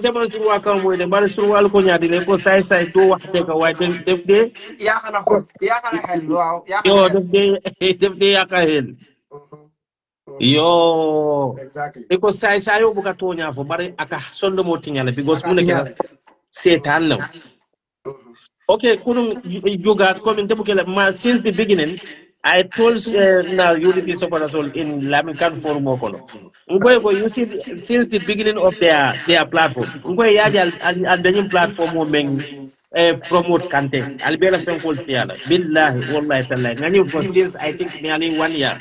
Nearly 1 year. You see, take any moment the new platform or tell a diamo labo I'll come in a video. These people they are using UDPN from procure a platform of popularity warranty. But at the end, fight be laban and tell the nickel tema. Adu be will be carry. So you can only ikallafika UDP kanto kuya ibe kono nyala diamo jube nyala diamo be la moy papareta mansuru aka mbuka fono bari fende de be men fola intana school itel ne kodo ndaga na dim ya be ko bo let me tell you man wa basela why e ka ko nyaadi le fale la yoro faji kunda ak la kunda fof la yoro so men da wallet ando na school njita na school banda me that was comprehensive school those days intel manding golf on mansiaje even na manding kandi dol be they even feel ashamed to speak mandinka e ka understand but wol be mi fa son ko len but be men foka wala ko nyem molu e ka menke wala mu ko e ka UDP attack and she's running from one platform to another just to dirty UDP and look for sympathy for the other people for kamol meaning and independent tala ka UDP because kunu niala dia mo be la mo musa de la platform oto she anata ka UDP attack Very she attack manipulative. UDP trying to Very manipulative. very, very manipulative. And the yellow moneketa, and then she played the victim card. She always keeps saying that the UDP and Wellekamul insult, they are intimidating people, but she cannot name one individual. May yalonko kafo ko yes, karning karne karneni. She will never say that. She will only keep saying that UDP. Exactly. But exactly, she cannot produce one audio whereby the UDP will bat in any and that more killing tofola, tafo karning kar. And in the problem moment, they have privilege to criticize UDP, they have right to talk about UDP, but when UDP response, when we react, then we are attacking them. So they have right to talk about UDP, but we as UDP, you don't have the right to talk about them. If you talk about them, they will see that as you try to intimidate them. So this is how they are so manipulative. So and then coalition I personally coming from as an individual or many along banku concern Gambian and concern UDP supporter. Manda UDP now. But this coalition I don't think the coalition will happen between because I think that anywhere Taliban is sitting, to discuss coalition. I don't think UDP will be part of that because it's simple Absolutely logic. not. UDP and Taliban without that there will be no coalition between UDP and any other thing. Because it's simple logic. Taliban will vote UDP because of the leadership problem. They don't agree with our leadership. And their problem is that our leader, our candidate is not a winnable candidate. That's it. And the secondly, it's a principle does not match with the UDP principle. So how do you expect to form a coalition with a party that your principle does not match with their principle? That is impossible. And then for me, I see that, Birin Taliban yul nade yung kumakamfo, it's an insult. They sabotage UDP, they disrespect UDP la leadership, and then how can you come and form coalition with a leadership that you deliberately sabotage them and later disrespect them and leave the party? So sometimes this coalition come in Taliban UDP until Miroto war is out of the topic. It's out of the topic. And then Fulanja Ninata come bedia moment for Kawalamko. Na UDP do men ka foko talbe manke na problem ot. Talbe tentel la problem ot in other way, but in other way he's our problem. Because Talibe na la mul de ekata UDP supporter sol leka. Ekata UDP la yai kompino leka. Ekata UDP many yanon ko UDP diun le me kata ka wolle discourage. So how do you expect UDPian prungande ikanna molta ke manipulative benna molta la dumala e benna mol discourage la dumala e kon kana diamu la ko because of Talbe is not our problem. Both Talbe and Adama Barrow politically they are our problem. Because in Tolbe mo lenyinen kam men yalon kon si convince no kanala UDP kan. So ni telefana be dumala del lamo men yalon ko be mbulu already e telefana kana dumala ka wol woto Talibe la Talibe ni Barrow ntel fe Taliban in Baro be killing it because Baro is trying to win the election. Taliban is trying to win the election through UDP la supporter soul pour kawol tambulo kono. So ikongande wolankana. We mammo kotefo. But esa jola be diamulala. Momo lafta ke just ignore them. But mbediamulela manipulation olale. Mbediamulela ila kola le meni yalon ko kunun eteli ko wo mambetea bi ya beteandi. Because Adamadi kanaje ko. Esa hakatu de mela kumo fa kuntu fa bari yaje mini ka fa ko nganda bondi talib non la kuoto e manke na problème oti. Dukare natul bal da bondi laji alal da bondi ji. Exactly. Nal man ku khilil long. Ye talib na la movement mo la mo fen ko jele. Ye jele ñun la misono mo minki. Ani la target mo minki. Ani mi alon ko wole be kele la trophy 2026. Wala mu ñinti ko yaaje ko UDP fail. Exactly. You remember UDP prove because they want to be in the presidency or they want to win the election. Ya lo ne ko hanata ko sanji kemelamu. Iba tilibula sibol la wala. Ñul ya lo ne ko itol man tara takam pour ka president ya win. So their only mission, the only mission movement wala ñinti ko UDP fail. Andi bo ke kan ne ibe la kelo ke kan dumale ibe la kelo ke kan santo foni min ko e ñamantara ima lef kaje. Okay? Exactly. So ndol nyanda sila sa nge bula sa ito lelo kelo kontinendi ndol ko nga nyaka sila because imanka na problem mo min yalo ko la only mission of minti wala UDP fail and me ane la mission of pour UDP fail wala minti ko esa ni UDP fail ta ala man tankal la 2026 ibina mu ne fole ba celebrate le ba fala fomma fale amanka winning candidate ila candidate no manka winning candidate fomma fale ko talib la winning candidate what fomma fale wala bina kele la trophy Bari Bamba. No keda. That will be so laughable because he tell ko Gambia no ko Talibe is winning candidate. Most of the Gambians they want esa ela mo fo say ke mo folan e ko fo ko ta so okay iko fo no minna wala mo nyinti ko na tara no UDP ya tambindi because he left o tuba left to le blackmail la pour nga tambindi o tay mo ka fo nyoko he is the winnable candidate say be ka fo akuma boka fo say. Okay, and then Bamba na problem mem fanante wala muko. Come Tata Dawdan Kawofole. I don't know Talibe. I never met him as person. And Bidang Abe UDP kono Abe doku men na KMC I admire that. But nkame from wole wala mukonto nte adamadi ela kuma kam anila aksono. What is very important. Talibe aksono menketeng I will never trust him and then nenete trust la na koteke. Yalo muneketa. Because Talibe manipulative system will manipulate the people coming alaka for men na ko alika kuma munati nalbe kumoli fola altemenkela wala muko ne afunti na banta akamen fo moli anen abe menke kaduma is far different mo kendo jikote wote ma fo ko mo kuruna bara ay jiko menke wala manke kendo la jikote and then flanjang ni moli ka fo ko Talibe be Gambia United la Talibe can never and ever unite Gambian because munamu Talibe yo nyitande Gambia di unlale ko I'm not a unifier but a divider because mbe party men kono If I'm a unifier, I will rather unify that political party than to divide them. So what Taliban cannot be a unifier, and ELA party, ELA movement or Tolamena is a wrong name. You cannot say that United Movement. Why it party you are an executive member in that political party. You it doesn't matter.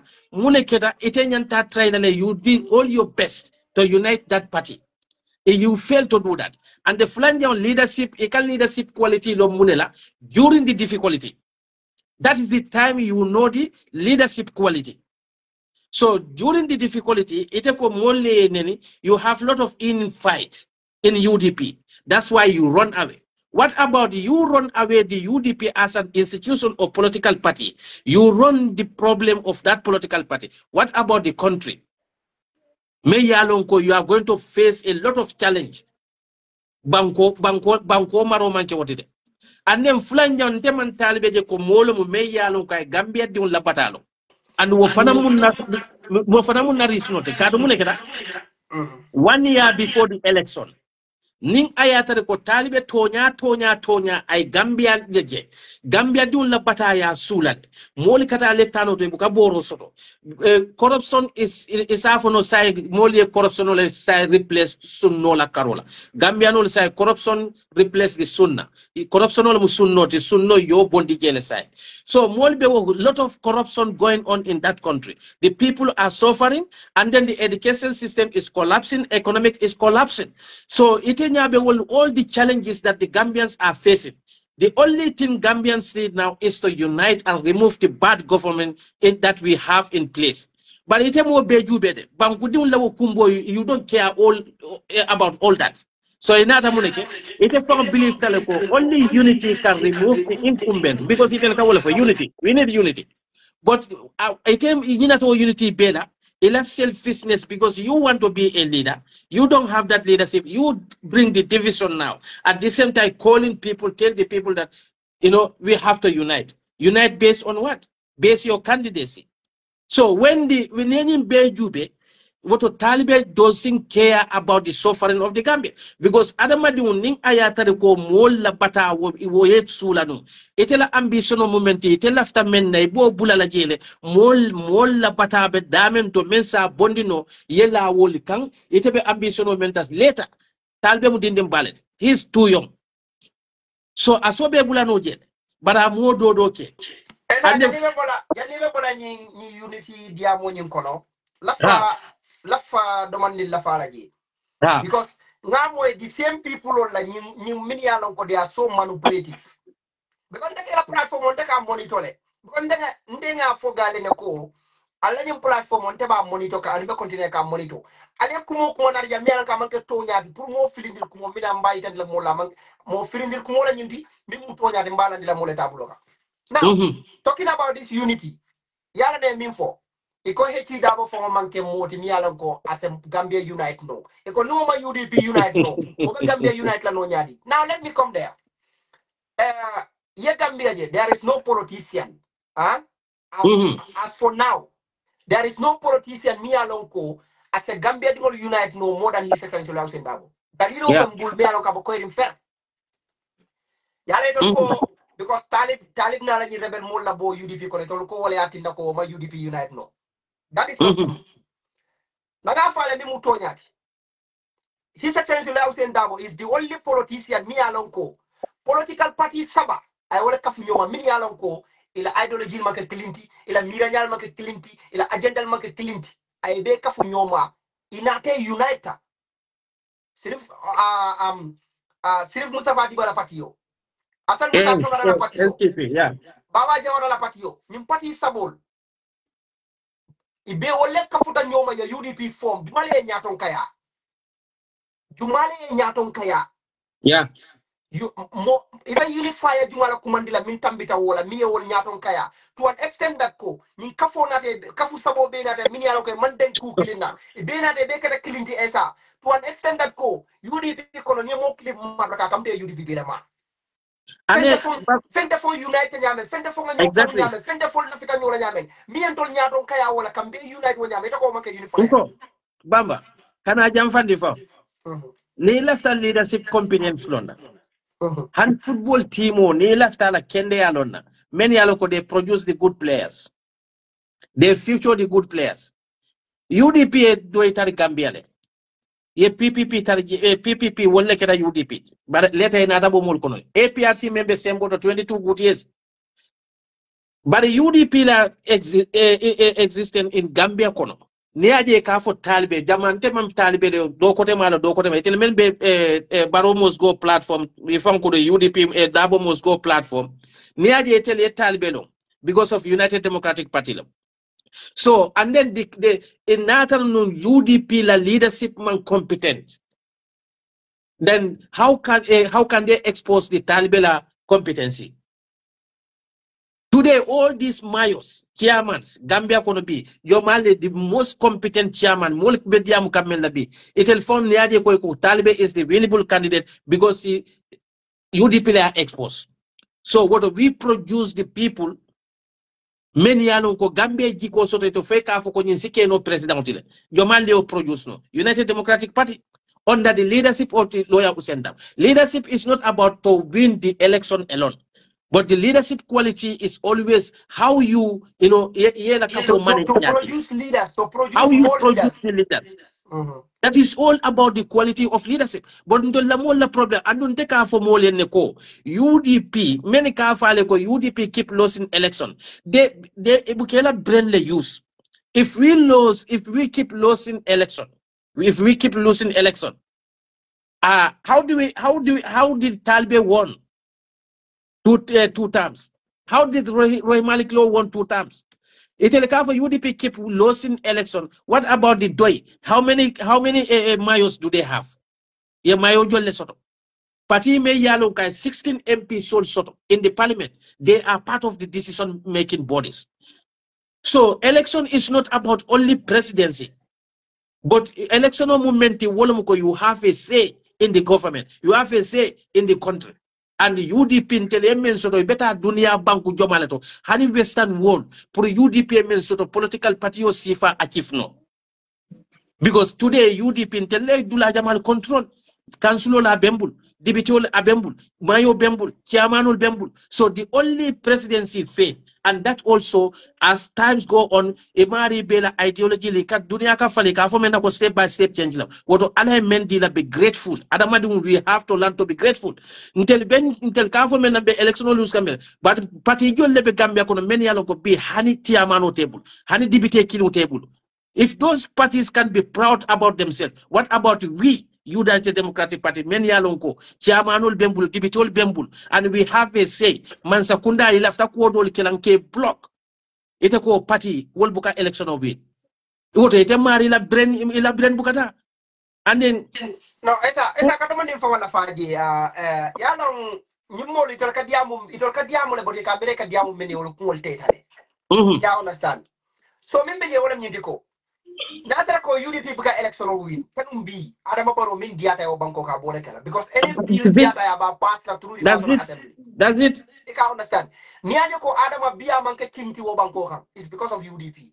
Because ni adama bilo pass samba o National Assembly. Mi alon ko MPP deputy da mala bije. Ikanda dile. Eba pass la by force. So niaje ko yalang ando nyimben sambala adama la diamo to domandi.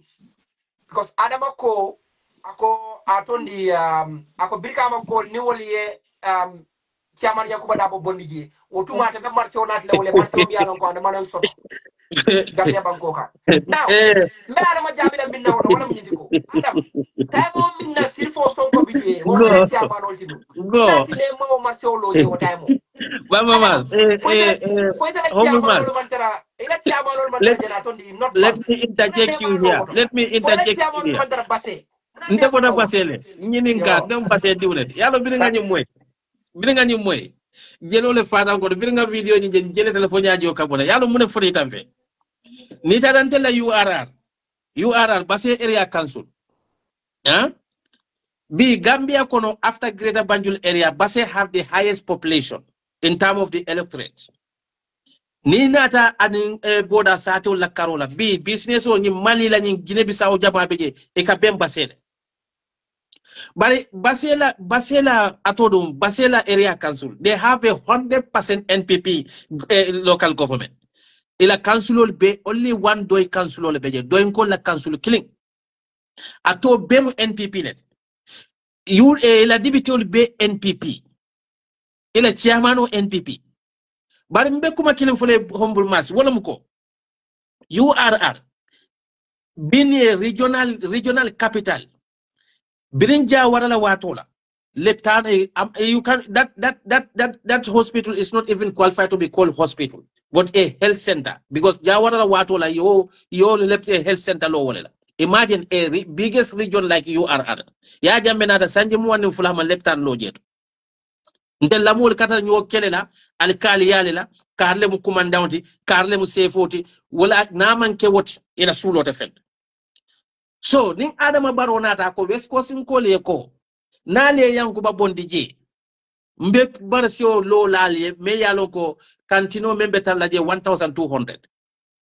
Is that not funny? It's an insult to the West Coast people, because munekeda basem kol men yenyim beke Adam Baro ye dibitol dila ye chia councilor dila ye chairmano dila ilafta fofena manza kunda kono basem kol ya be chika ya dila bari la marché fond yaje wo marché me ya soto moli fond man ko marché UDP la kodo men dunda wo marché kono 400,000 GDC la 200,000 dunda wo kodo nyin kono, because marché o nyin janitale jani role marché o si URR ma bari URR la area council B ila staffol fond la sitting allowance bu ka jono sareto memu sareto to URR la area council ma sanno e fanni $1,000 is fond URR la area council madino one word of founder.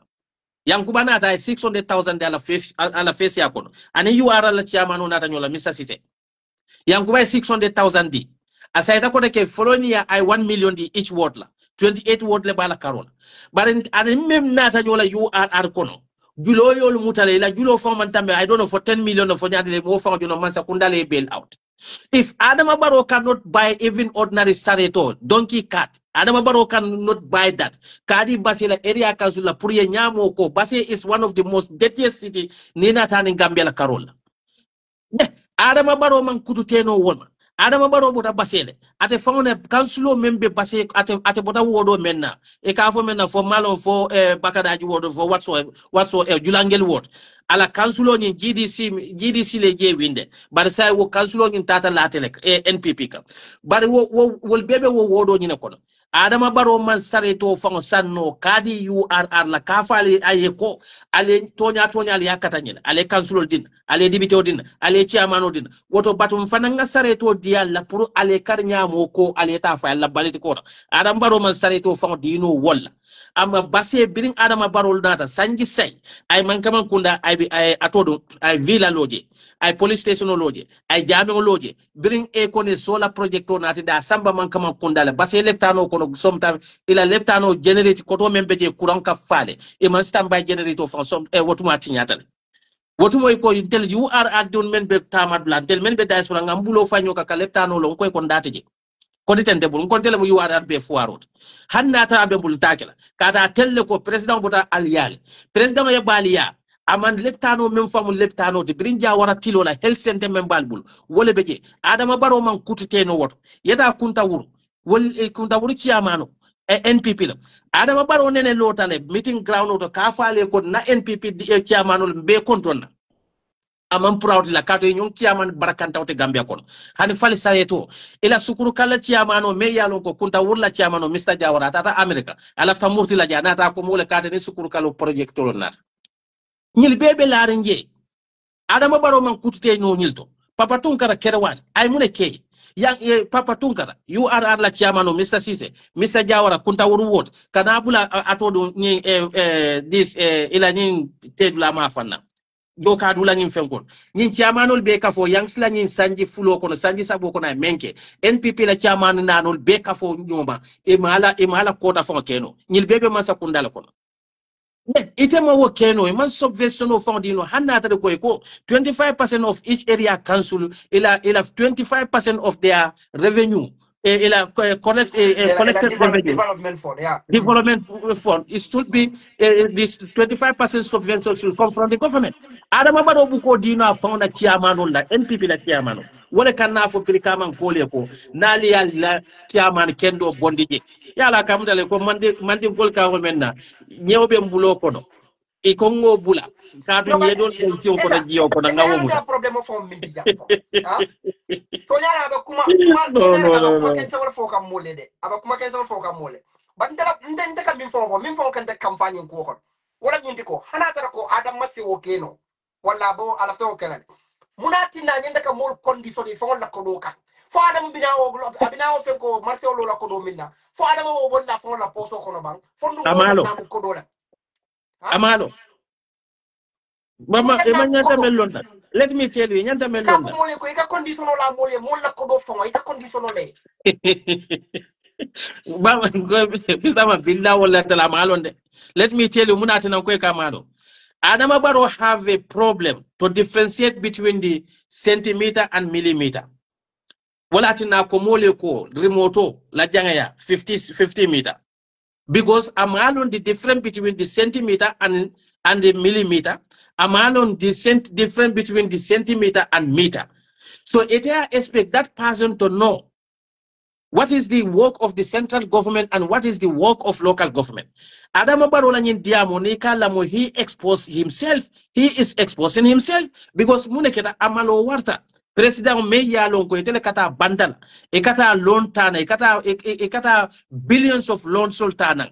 It can ne fan compare with the chairman of Meya Longo, abe Marlin region kilonela. Muna wo mumman sa kundala failure let. Atata badi bufana kafo moleko, akafo Suleiman wote silo dadano. No baba man, nkamma nule fa ko nim nyim boda basele.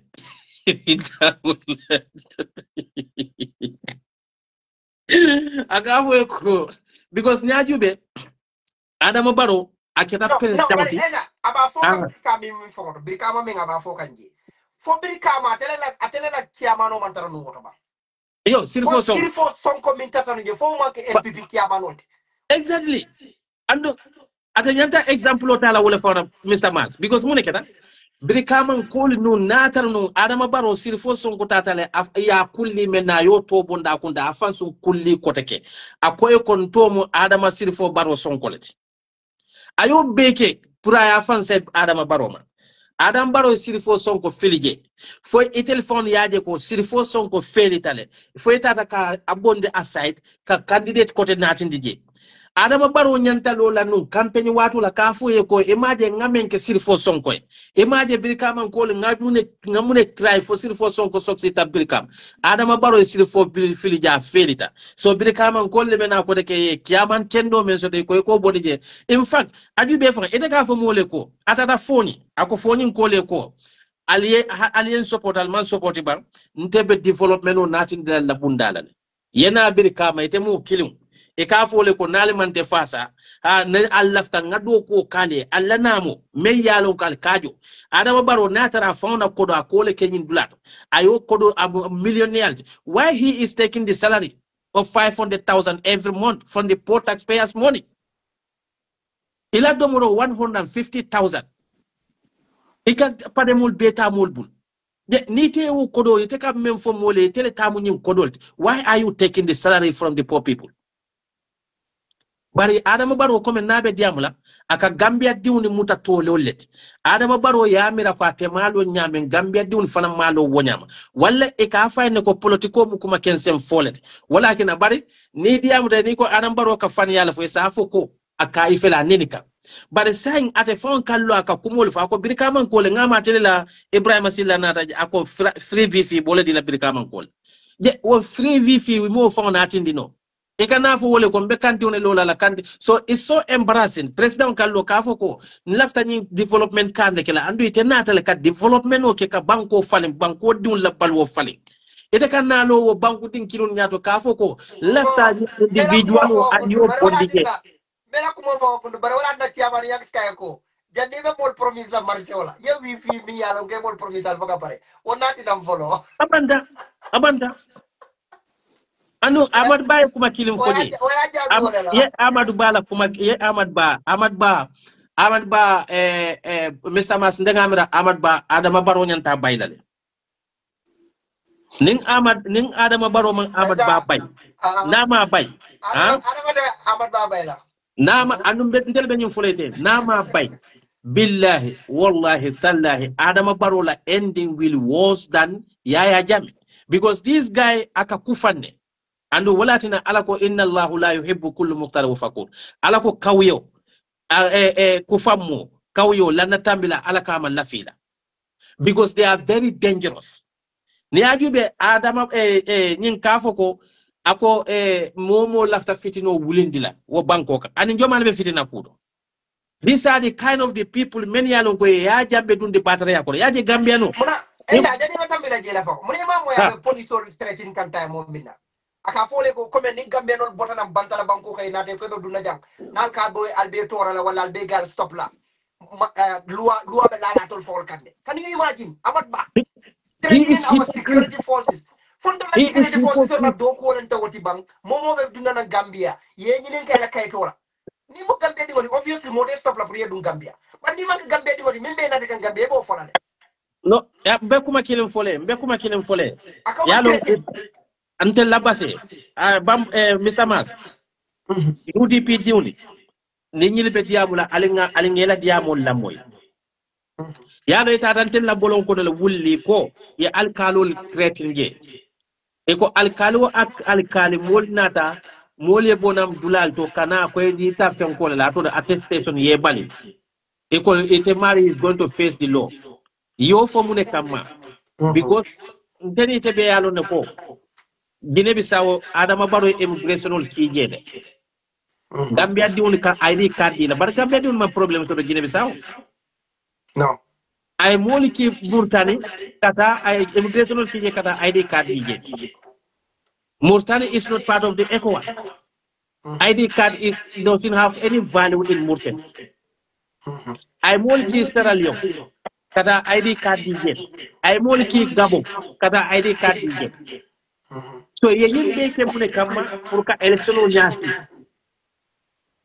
anu ñi moolu men yalla mbe yalla ne ko Gambia ID card na be bulu mote balinola ka fo ko etete voters registration okay because ID card is most important document in that country ID card like a passport dealer ID card is basta the place of voters card but now the ID card is men la murted yeah men la Guinea Bissau if those people want to register they have to register under the constituencies. So only what they can do now with those people, if we will not in the to see them in the neighboring countries, border villages.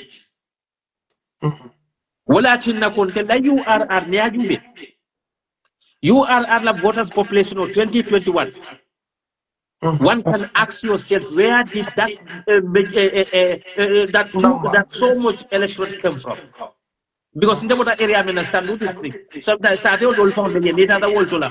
Wallahi, nobody can Kabul Sina from sometimes as a problem because we America 24 urban migration. But Munekeda, Musadra me found a Korda. A minister for that matter, it has a registration because Musadra me bota damina, Diabukula was surrounding that. When they go France again, the Gil Mafana, Kata Makapoli Daniel, Kata would Laltula, France Fadia will Mafana. You'll Bemu Sarakule Saturn Mandinka Saturn, many are part of the Senegal. But you'll be a Gabba documents on the Bemu. So if a munekileta na nyum wolmenta Guinea Bissau na Guinea Bissau murteni mal kata nyim Gabon nyol ni natin inside register state jomale they will go to the surrounding villages wala kina ni kata 2021 election no Adama Barrow majority Adama Barrow winta la janabe duna capital ko capital ko no be yaaju be ko Gambia be tentem tembe men dote 2.8 million ko na population of world. But 61% of our population is living in Greater Banjul area. So 2.8 million.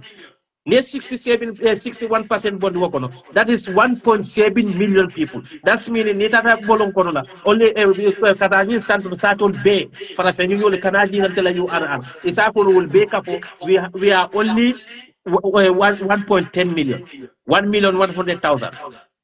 But yeah, compared to the voter population, you mentioned until the vote Santol Tola. Compared to the rural population, it doesn't match. Yeah, it doesn't make sense. So it doesn't make sense. So these people say Tunya Roni Bake can care about wala can be alcalo treating because in the law Santo, Nico Alcalo, no more Monaraja, Barrington Bay Patundin, Momo Ebota Santo than the Sato, and Momo Lunta Lunta Nataji, Ali Bampor, it a Kuno Laje. No, esa taka wala fo fongon taka min fo wala nyindiko ndol be ni tara election wala mo kana ta tara siring combo o mo kana ta ta si pipeline e ko kata si party leader office Nafata wo mi ala ko mo ye min ka 2021 wo nyan o manya nakala ko te comme 2026 mo and mo the ya Munafo. mo ya ko ite bota daming because min ka suñaro fonke o ma fangol lelo sakantuma o boda satel Border Satol. Momoranding, go and ali al fongol tali al fongol fix ali al dulal muta because there is no reason min batinda lako election lungo o election o kanake morka mo juru morka bona sati do kanana Gambia ka foko nkanaka te Gambia nol membe banta o lel kanaka te fawol comme du sano ka o nyamati ko momin fo Yeah. Gambia nol membe futu wala banta o lel kanana kana jumala nana ko nko fuli Gambia nol futu wala banta Gambia dingol ni wonata munati no fo man ko dasot Eko wol abanda. Ebota Satol ko, ebota Cordal lekon. munati no wol bital katal ko alcohol tal ke juma dula kili wala katal ko lo dula alke mabo dula for what That's the question. And the yellow money found out again. UDP a big mistake because muneketa nde law santol to ye modol ta agent counting agent yala ko dol fon man kara so ina ta muneke ila number dol beje men yala ko ye 200 so la do is 10 la ka yake 2000 la dol beje men yala ko 70 so je yake 170 some of na police station dol fon beje santol la UDP man agent so wol dola. And this was a blunder men ketan na party obu ni santol to la nga jël neglect pakel. yeah But this election Gambia di woding ibota damento ni election wato ha yeta jeto. and in fact So yala nako police station do sort of UDP for man e hani police agent do sort of mbole foeten. a police station do sort of from tol malam for call exist fam That's it. malam for call exist Esa, ngal Yes. kondo bambas. ala ene mbar awaya Yama Mahmoud. ka kamanda ka break le Nga Yama Mahmoud ba. no kamera la network ko aka break le Okay. Bamas, nga ibatu ngane bula ngana dindi samba yete la But thank you so much, for accepting me here, Thank you so much. esa And then baraka bake I will say thanks to your viewers also. Baraka bake it's my pleasure definitely Keep it up, keep it up. Even though who can connect now. ya program on you for again live lindre absolutely baraka bake thank you so Thank very you much so much. Thank you. baraka brother thank you baraka bake thank you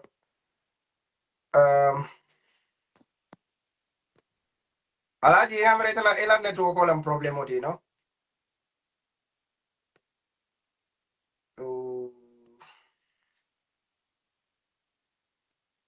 okay so mimbe je wala nyindi ko Adama Baro na la molu ya lonne ko this 2026 election Gambian man ta cha handlan especially UDP so wala tinna ibe alkalol ta ke be tretin kam in fact amad ba nga moyle ko wobe security for tretin kam wobe security le for tretin kam sai faka fo security le ko ha ni gamenol nata nan wala ni gamenol bodenam bantala banko kan inata nan alkal be distop la luwa be lala alkan mun luwa be lala wal kan mun luwa be lala wal kan mol min yalan ko la doku mo wolati ita dum nano banko kan boda to mo baka dum no wote me nyinin kay la kay to anin dalel juma kana wala la Gambia ni mo Gambia di ngoti ni la kay to yen obviously be bula le do ba ni ma ka Gambia di ngoti ni ma ka Gambia di ngoti be nyinen kala le te kana dal ikana munel Gambia ikana minna Gambia adu wo nyanga Senegal wo mu dunia dula belti ni ba dun ka wadi bankol kan ikata dalilo minna je ite man ko banko di ngoti iko fala boda to lay koy so munat nan tolla security forces zol nyanda ko woke way ka problem woti fo Amad Ba ko waka wol silandi wala la ko wol tega ba ya Amad Ba esa ya fo janne anden Amad Ba nyanda tenkun Amad Ba anyanta tenkun because ate kanyin adama la nyumban sakunda muta nyamin adama la nyumban sakunda ba wati tanyinna because na biya dale 2026 nyumban sakunda katale so ni nyumban sakunda ya tinna ko ye fo dundi ku kono ni nyumban sakunda ya tinne ye fo dundi ku kono sama sini bine bulo dundi la kono nagde ibe bulo lo la kono le because ite ke fo tika ni nyame ke fo ke nyame ko wado do fo Amad Ba ka diam ka fo atele fo sembo so adama baro fo wano dol Amad Ba ka diamule kamera ko atele fo sembo so do adama baro fo abe mol tretin la anyanta yetem kun gamande nak anyanta yetem kun de because hani adama baro tante gambiati ndunga tante molti o mi ala ko le president oti o tante molti atante gambiati sakorete ite mi ala ko just a mayor minister da mala muti mi ala sama sinim fon adama si dia adama baro la e bayala cabinet ko nun kuta balaji so ite ke fon tika ndi wala jam ike fon sanyo wulindi wala jam. And that will take me to Dr. Samate. The other day, Dr. Samate diam kaumai. No, Gambia. Yala wala tinna nga fo jande na diam ko di other day. Ntol nyanta nga fero beke nga Adama Barrow ni masakunda bondije. Ya Adama Barrow masakunda je. Adama Barrow masakunda tinyaro minnati na Gambia. Amandan comment like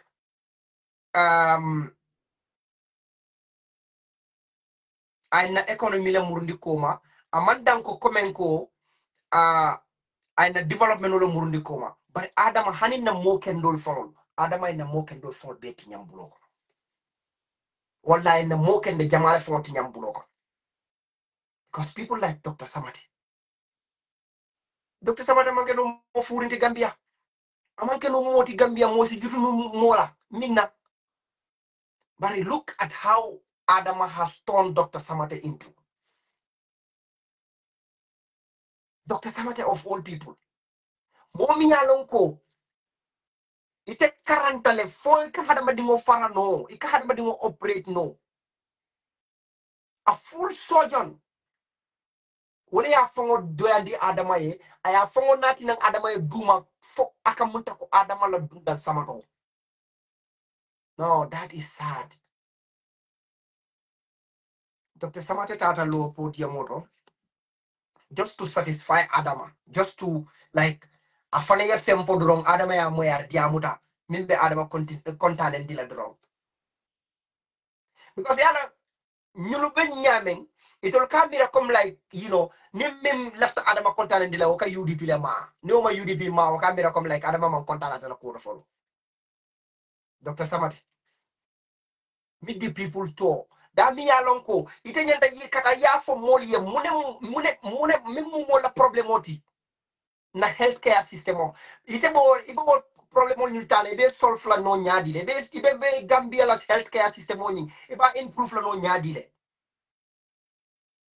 ite na diamo fo nyanta tilina wala with the dilapidated conditions ntola healthcare be nyame but Dr. Samate man diamo ni mume bela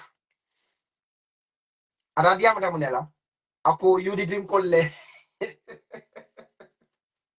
Allah akbar ako UDP kolle yate bulinu wala yanen nung America kabrisa for last year no was it last year or year before last sanji kile wala sanji fula koma nyinan Dr. Samate ko ate on the people store dami yalon ko gambe di wala nyenta agenda ka fo gambe di wala abela problem solve la nyame as far as our healthcare is concerned ako UDP ateni UDP ko le problème in fact yale tol bitande itol ni mo moye confront dara mu UDP ko le itol ni mo moye confront dara wo manke gambero ko te go mu UDP ko le because obviously o protest min kana no America wo manke UDP ko damati Gambia no le wolti mateo cikala di Gambia no. In fact, what does that have to do with o platform o mi yalo ka tebe lorin daming o podium moto ate o confrontation o mi yalo ko ani Gambia no le wala soto America munen ni wonin meet the people store nyo soto munela wonin meet the people store ye nyo soto munela but in fact wole doctor samate confront men na wala mindiko molla dindingol mi yalo ko ala ministry ya molla dindingol mini fa ila negligence ya molla dindingol mini fa ye doctor samate confront wala ako ha wole ate nenne ya fa ya fama nem fa ya bamal nem ba malo wole ate kamfa sa akaka UDP attack wala la akaka UDP doya wala la aka UDP attack o podium moto wala but nem wole ate nem wor like I said the other day ndama foko ne drop betiata mo manyana kam mo nen bari doka samade nem wole ate nem woto ani tela ministry ye mol dingol mini fadum woni nendiro jumal diminta woni nendiro jumal diminta but again aliyal fongol jindi adama aliyal fongol ke adama ye sankoti with the level of education ite min soto lundo mi mede ko ngokol ite manyana dogo la adama noma adama nyanta dogo le to noma because I need la expertise la pour ye doko kala man sakundaye adama mimma bulbana ma bondi nyodo ite a qualified surgeon e kan dogo adama noma Gambia for sometimes no it's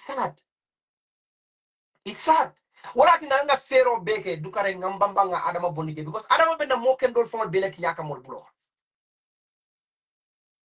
adama benda mo ken dol beleti nya mol min yalon ko ite fon kaje ko comme wol there should be people of value in our society adama ko le ken bulo ibikana ke mo kumati ko teke ibikana ke fenti ko teke bagoka it's sad but again ala mutabalia anim fanang ite maria mera komite nite bota nyim minister doku wala ite ta balula ko nek but yi nyina ta ko janite be kala minister ti be balu kaneno so why should you think ko nite bota o minister yala ite ta balula ko nek amanna ke mola man sakundati amanna ke mola ko kandi fo adam baro adam very sad but guys amna bena program o nyin dan na janne maybe for summer probably but jannim bitala I think mbena mola audio play la janne na friend nyol nga na friend nyol mana friend nyol la audio play la janne let me see gamera nga time of on to ba time on si abaka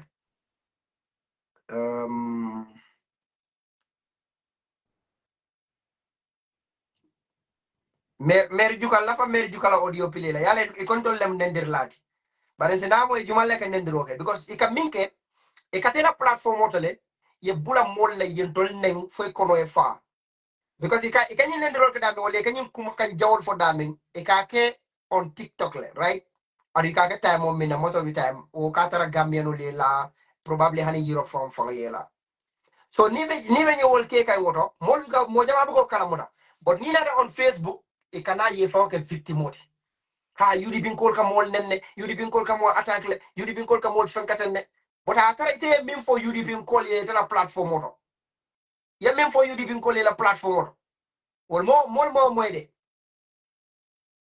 but wala tina nagte ke expose dorong, and I will keep on exposing these people because they are very manipulative. Ida baga tonya fo adun ka molla ka kolta kai falling ke fanke victim de ka mol ke perpetrator di wala mi la do koti. So now I'll lama yeah, this one.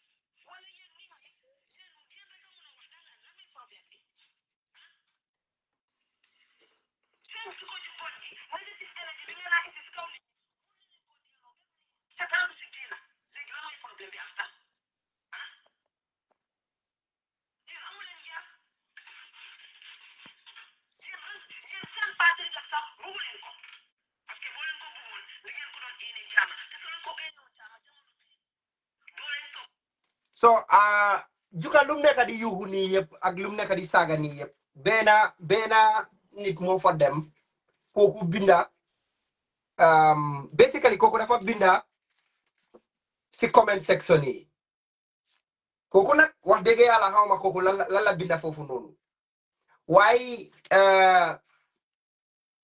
kooku sax fake profile la yore fake profile la duggee foofu noonu now because kooku dafa dem ak fake profile maam lii sax moom mi ne kii xëj na mu nekk UDP wala mu nekk NPP xam nga lan la ko juga tontu du NPP sax UDP la so mer boobu noonu ki nga xamante ne yow xamuloo ndax sax kooku sa UDP la waaye kooku tax na yaa ngi saaga UDP yëpp mu ne ñun amuñ yar yéen yëpp a ko dégg yéen yëpp a ko dégg ndoor mu ne ñun amuñ yar te same juka moo taxaw moo toog on the same platform mu ne ñun UDPN especially ñun mi nga xamante ne we support 𝒂𝒄𝒏 mu ne ñun xeli jàmm lañ amee ñii ñoo dee ñëw fii on Facebook di pretend ne gars yi UDP ñoo leen dee saaga waaye ñoom suñ toogee ci seen plateforme dinañ saaga UDP castigate UDP wax ju bon bu nekk bi ne seen lifin bi ñu wax ko UDP suñ paree nag ñu ñoo def seen bopp victime suñ paree ñu ne UDP ñoo dee attaque nit yi yéen ñëpp a ko déggandoor yéen amu leen yar loolu la wax mu ne yéen amu leen yar xam nga loolu yow ne you are not even referring to ki nga xamante ne kooku moo comment sa plateforme léegi sax ki nga xamante ne kenn xamul kooku fan la bokk because anybody can come with fake profile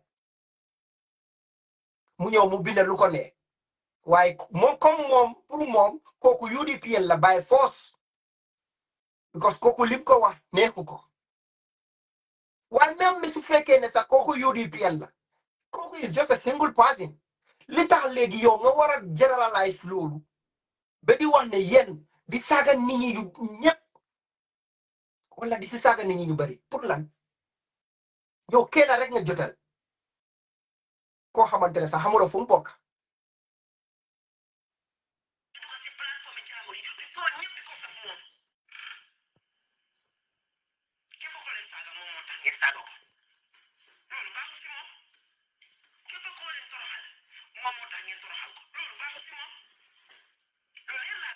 yaa ngi noonu nag di yokk sa own baakaar nag léegi mu ngi tuumal ci daabo nag mu ne képp koo xamante ne mu ngi saaga rek kooku ci daabo moo tax kooku mu ngi saaga. Can you see you see how nasty this girl is?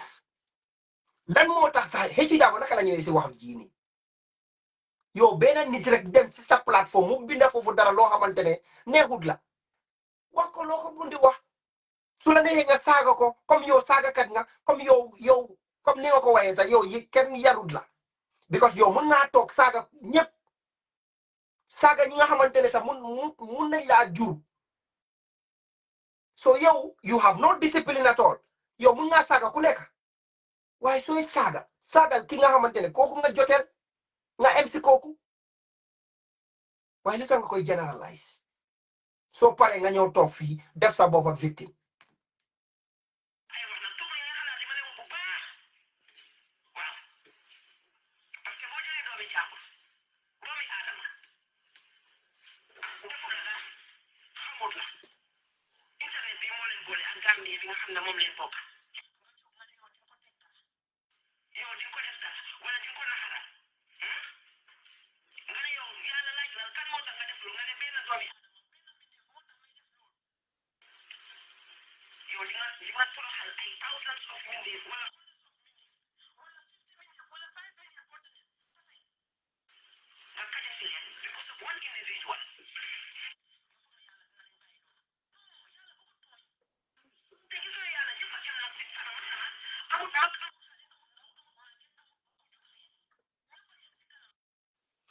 yow da nga foog ne di nga mën a nax yàlla mais juga bila yow koregulo yow da nga foog ne di nga mën a nax yàlla oh so yàlla yow rek la jox right boobu noonu pour nga toog sa plateforme wax li la neex si nit ñi waaye ñooñu suñu waxee loolu si yow rek yàlla daf lay war a door yar yow yaa moom yàlla kon man kii nu mu dee xelaatee sax sometimes dafa ma dee baful I swear to God kii nu mu dee xelaatee léegi xoolal léegi mu ngi lifin critique si yaam nii wala ñi nga xamante ne ñoom ñoo dee dem si plateforme bi di ko lifin foofu noonu waaye moom mun naa toog si plateforme am di wax si ñëpp di saaga ñëpp comme nu mu ko neexee loolu gisul si yàlla de moo xamul ne yàlla mu ngi ko seetaan si loolu de waaye léegi ñi nekk di wax si moom ñooñu la yàlla nekk di xool waaye moom li mooy def ñeneen ñi yàlla du ko xool si loolu ki xaw ma naka la dee xelaatee sax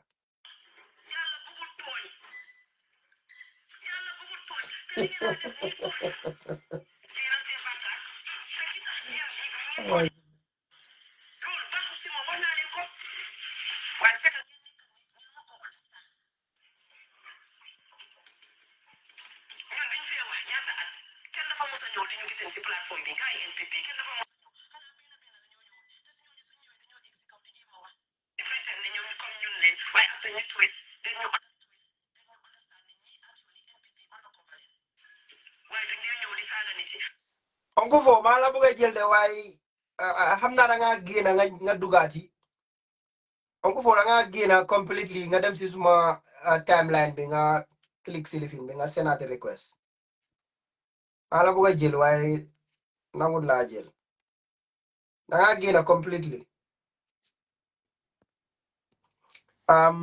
Juka li nga nekk di wax fii loolu laa bëgg a debunk sax li nga nekk di wax fii nii xam nga ne fen la because mu ngi bëgg a manipuler fii nit ñi ne gars yi UDP rek ñoo dee dem si plateforme bi di ko attaque mu ne gars yi NPP sax duñ daan def loolu moom bi mu daan wax si NPP duñ daan def loolu fen la man maa dee nekk si man maa nekkoon Juka yoo xam nga ne man dama nekkoon si seen plateforme bi dama daan dem foofu noonu ñuy waxtaan di wax si affaire yi Barrow li nga wax du dégga gars yi NPP dañ dee ñëw foofu noonu léegoo-léegi ñu ñëw saaga binda saaga léegoo-léegi ñu ñëw foofu noonu binda lu leen neex léegi tey yow yaay just because tey yaa ngi jotee ak gars yi UDPN moo tax léegi tey nga bëgg a wax ne gars yi NPP ñooy duñ dee ñëw si sa plateforme attaque la foofu noonu wala saaga la foofu noonu wala saaga ñun ñëpp foofu noonu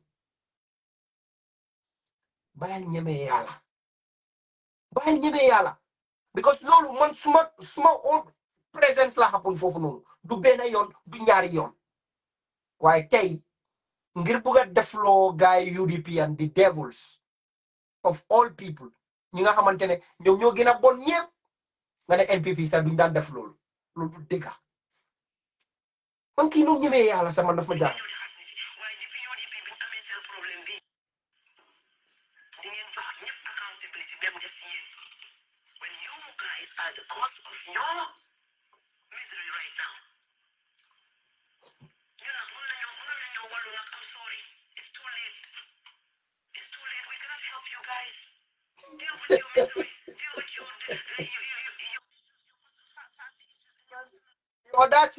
the audacity of this girl. So, for mom, you know, we have misery. And for her, what she mean by we have misery, Monica affaire ñoom Talib. Because ñoom Talib then gain a UDP, don't Monica misery. And that is what she is trying to hang on. Ne UDP, ñun dañ am problème, suñ problème bi nekkul ñoom. Uncle for Alama try accept part. I don't know whether it will go. Okay.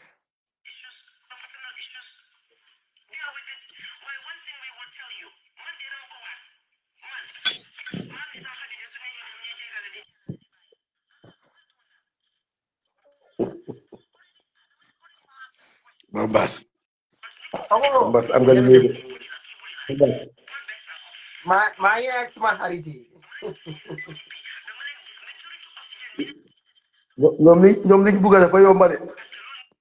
Giselo legi guy legi ñun la ñoy bullies when actually the real bullies are them because ñom ñoo dé tok ci sen platform di wax ci Dabo di wax Ejam di wax ne Magla di wax ne mo warta boka ci living bi how to call it ci primaries bi xam nga diko jema like discriminate lolu yep ñom defoon ko sen platform di attaque Yankuba exactly attaque Yankuba thank you why tay ñu ngi bëgg def sen boppa ne ñom they are the victims you see how these people are manipulative yo every day ya ngi castigate nit ñi every day ya ngi bully nit ñi and xam nga lan motax mu bëgga push that bully to us xam nga man kéro wax na ko fi mané the only thing li nga xamantene bully nit ku nga xamantene bully kat la soko bëggé weak joko the same thing the same pill joko ko yo tam bully no bully bëggul ku ko bully exactly bu la bulé nga bully ko lo gis ba sabé mota bima ko dé oyé mère juka gis nga suma ko oyé mère juka lolu naka la ko dé méré lolu daf ko di duga ci biir yaramam bi and I will keep on pushing that because man I know ne mom she's a bully she's a big bully so légui lan lay def man dama xol lo xamantene suma koy daf ko métti ma ciut ko waaw nit ku nekk fi soo bëggee def xifante nit fu la neex waataanee doo wax nit ki moom fu mu war a taanee ak lu mu war a wax ñu xamut fii yow da nga tuddee sa plateforme bi Baro must go tuddee nga waaw loolu simple English bi et third grade sax mun a understand Baro must go nga wax amuloo dara pour def ak kii UDP for the people by the people or something like that ñooñu bu la nee ñu wax because kenn xam ne seen plateforme amul fan ci féetee waaye yow dafa am foo féetee mooy naxari nit ñi ba pare kenn waxul la ne yow yaay ñëpp yow yaay bàyyi ñëpp yow yaa war a wax nit ñi noppi fan lañ ko binda fan xam nga moo tax Bamba dafa mel ni ku jël sa property sa alal mu jël ko for a long time mu ko amee mu jël sa kudu mu amee kudu bi at gis nga bés boo ko boole ak lii suma kudu la dangaa reyantee ñoom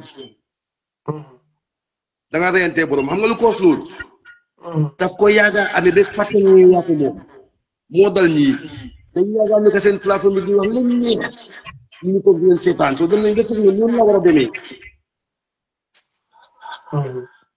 te loolu moo fi jeex ku nekk am nga fi luñ la war a wax ci wax ñu ñaaw mu wax ñu gis nga lii lañ doon def di last time maa ngi ko doon wax keroog gis nga comme maas yi bantaba bi di la wax ne la waaw man dama accept everything bu man duma nii man duma ne gis nga dafa am narrative yoo xam ne soo ko stoput dafa law moom si boppam boo layoon maas décision bi nga ne ko na is UDP am a tribalist party dafa ne non is UDP am Mandinka party dafa ne non te Bambas xam nga ne loolu mu ngi si half of the population naka vote si nekk Gambie yëpp loolu lañ gëm xam nga loolu xam nga ne ñoom ñëpp bés bu nekk ma jànkuwante si internet bi ku laa wax ne Mandinka isa Mandinka party parce que wax bi dañ ko fa bàyyi lu yàgga dañ ko fa bàyyi lu yàgga last election bi dama toog maa ngi woon waaw fii laa nekk waaw non maa ngi woon Cardiff dama toog non maa ngi paradise bi dama toog ñu call ma from Dakar suma frère bi yal na ko yàlla yërëm gaañu na laay jàll mu ne ma fu de yéen luy problème bi booy dëkk bi fii koo fi dem rek mu ngi wax ne soo amee mbokka Gambie wax ko su amee carte mu woteel Adama Barrow bu mu woteel parti jaune bi parce que ñooñu suñ gañee dañoo génnee Sénégalais yi nekk yëpp biir Gambie ma ne ko lan mu ne ma xay fan yii yëpp maa ngi la bëgg a woo waaye si problème yi ma nekk la mais lii moo nekk biir Dakar parce que journaliste la mu ne ma lii mooy wax bi fu nekk waaye am na ñu ko dégg ñu tëj seen gémmiñ ñu marché sew bi da nga koo dégg nga noppi nga ne dañ maa distract that won't work loolu du distraction xanaa chicken brain nga am bu benn affaire bu ndaw boo waxee mu distract la Bambas xanaa chicken brain nga am lan mooy distraction bu la ma ne dee sax nañ concentré ci lan gis nga soo buggee xeex même ci militaire bi sax dafa am ñuy xeexee ci kaw am ñuy xeexee ci géej gi am ñuy xeexee ci suuf am na ñuy xeexee psychologiquement soo boobu moo wax ne ñun ñëpp si benn affaire lañ war dem si concentration loolu moo tax gars yi di pedal all this nonsense ci biir nit ñi naan leen lii ak lii ak lii ak lii ak lii fekk ñun ñu ngi topp fële rek ay 5 point agenda di ko wax rek ni waxtaan wax dëgg ñaata si population bi ñoo la mun a wax 5 point agenda UDP since inception amul sax eggu sax 5% eggu ko waaye boo leen layoon léegi UDP lan la mu ne la parti social la boobu la dee dégga loolu la dee dégga soo façon ñu wax yi fu mu njaañu takkul ko léegi nga am ku mel ni Bambas te lii wotoon na nekk Bambas keena ñaata nit ñoo war a jóg ci lii parce que c'est imagine nga dem nga taxaw ci foofu nga ne ñun buli lañ xam nga lan loo min ci ñun buli lañ lan yow soo waxee ñu ne la waxuloo dëgga soo ñun buli lañ te li ñoo wax te nekkul dëgga soo paree nga dañ ñu saaga ñu ne la ana proof nga ne ma bu ñu laaj proof kon lan nga bëggaat yi parce que loolu mu ngi nii si boppi nit ñi Bambas ku wax léegi nga UDP saaga xam nga biñ doole di takkul saaga bi léegi gars yi dañ sif tuwaan war a point léegi bàyyi nañ waxi saaga bi maa ngi yore saaga mi fu mu maa nga ñëw Bambas maa moo ko ñu dégg ko léegi soo gisee gars yi duñ dee wax waxi saaga bi parce que Gambien bi léegi moo discover ne ñoom dañoo fenn biñ doole di leen wax ne léegi génn leen proof man suma maas bi maa ngi amee proof every time mu tegal leen proof yi saagakat yi su ma ko tegee ñoom pour ñëw génnee benn saaga UDP bi nga xamante ne ni xam ne waaye ñun mun nañoo dégg ñoom seen audio fu ñoom di saaga di entire UDP jukas ci boppam jukas ci boppam léegi man damay yem ci ground bi Bambas su ma jógee ni si biti dama ko dee tegal Pël Fuuta woowee Bambara woo cay ni soo indi dama leen ko dee tegal ñu ko déglu dina ma waaye ñun nana ti biñu daan dégg UDP may leen bés boo leen ko déggee laaj leen borom na produce benn vidéo bu mu la jox audio de yëpp dama ko distinguish between audio and video may leen audio man sax mun naa defar 10 different audios ma change suma voice ma saaga ne UDP la everybody can do mun naa def logo profile UDP ma bind lu ma neex ay can do may leen koo xam ne mu ngi ci net bi ñu ñëpp xamante ne ñun la gars yi génneel Fodé bu doon saaga ndey Bambas bu doon saaga ndey beneen UDP boo xam ne ñëpp xam nañ ko mu ngi saaga ndey UDP mos a génnee te ñun ñoo tax benn narrative boobu mu wàññeeku Bambas soo bàyyee maas yi bantaba bi ak ñama bi bante saaga yooyu muy on waaye ñun ñoo ko fayit parce que léegi moo tax gars yi sif léegi sif nañ ci buli so sif nañ léegi ci buli ana saaga yi noonu wax parce que saaga yi ñun dañ prouvé ñun saaga yaa ngi nii génne nañ ko ana ñun suñu saaga yi ñu xam ne léegi lose nañ narrative boobu léegi ñu dem si beneen they will keep on shifting the goal post buñ dematee si boobu dañ leen faa téye ba gars yi fen loo leen dañoo shiftaat ci beneen lan mooy buli li nga wax amul ñu ne la amul kan moo la buli te bu doon yow la nga nekk ci digga bi ñun dinañ mën a understand ci digga bi nga nekk sa digga nga wax waaye yow daf boo tegee alxuraan sax di nga doo ngeen a waat ne yow du taalib ngaa faral ci kaw UDP nga ko teg ba pare yow nga ne ñun ñu jël suñ nompas ñun ñu jox ko taalib te ñun ñu xam ne taalib moo façon nit ñi ñoo ànda Bambas na loolu ñun dañ dofee noonu already wax nañ leen ba tey 3 years ago xam nañ ne ñun taalib moo yéen a ànda naka lañ ko joxee suñ nompas yi does that make sense one sense moo nekk noonu su ko neexoon sax mënoon naa su doon ñu ne du paa bi moo ko promise dafa woon na paa bi mu yóbbu ko ñoom ñaar ñu seet suñ nompas yi dañ ko du jox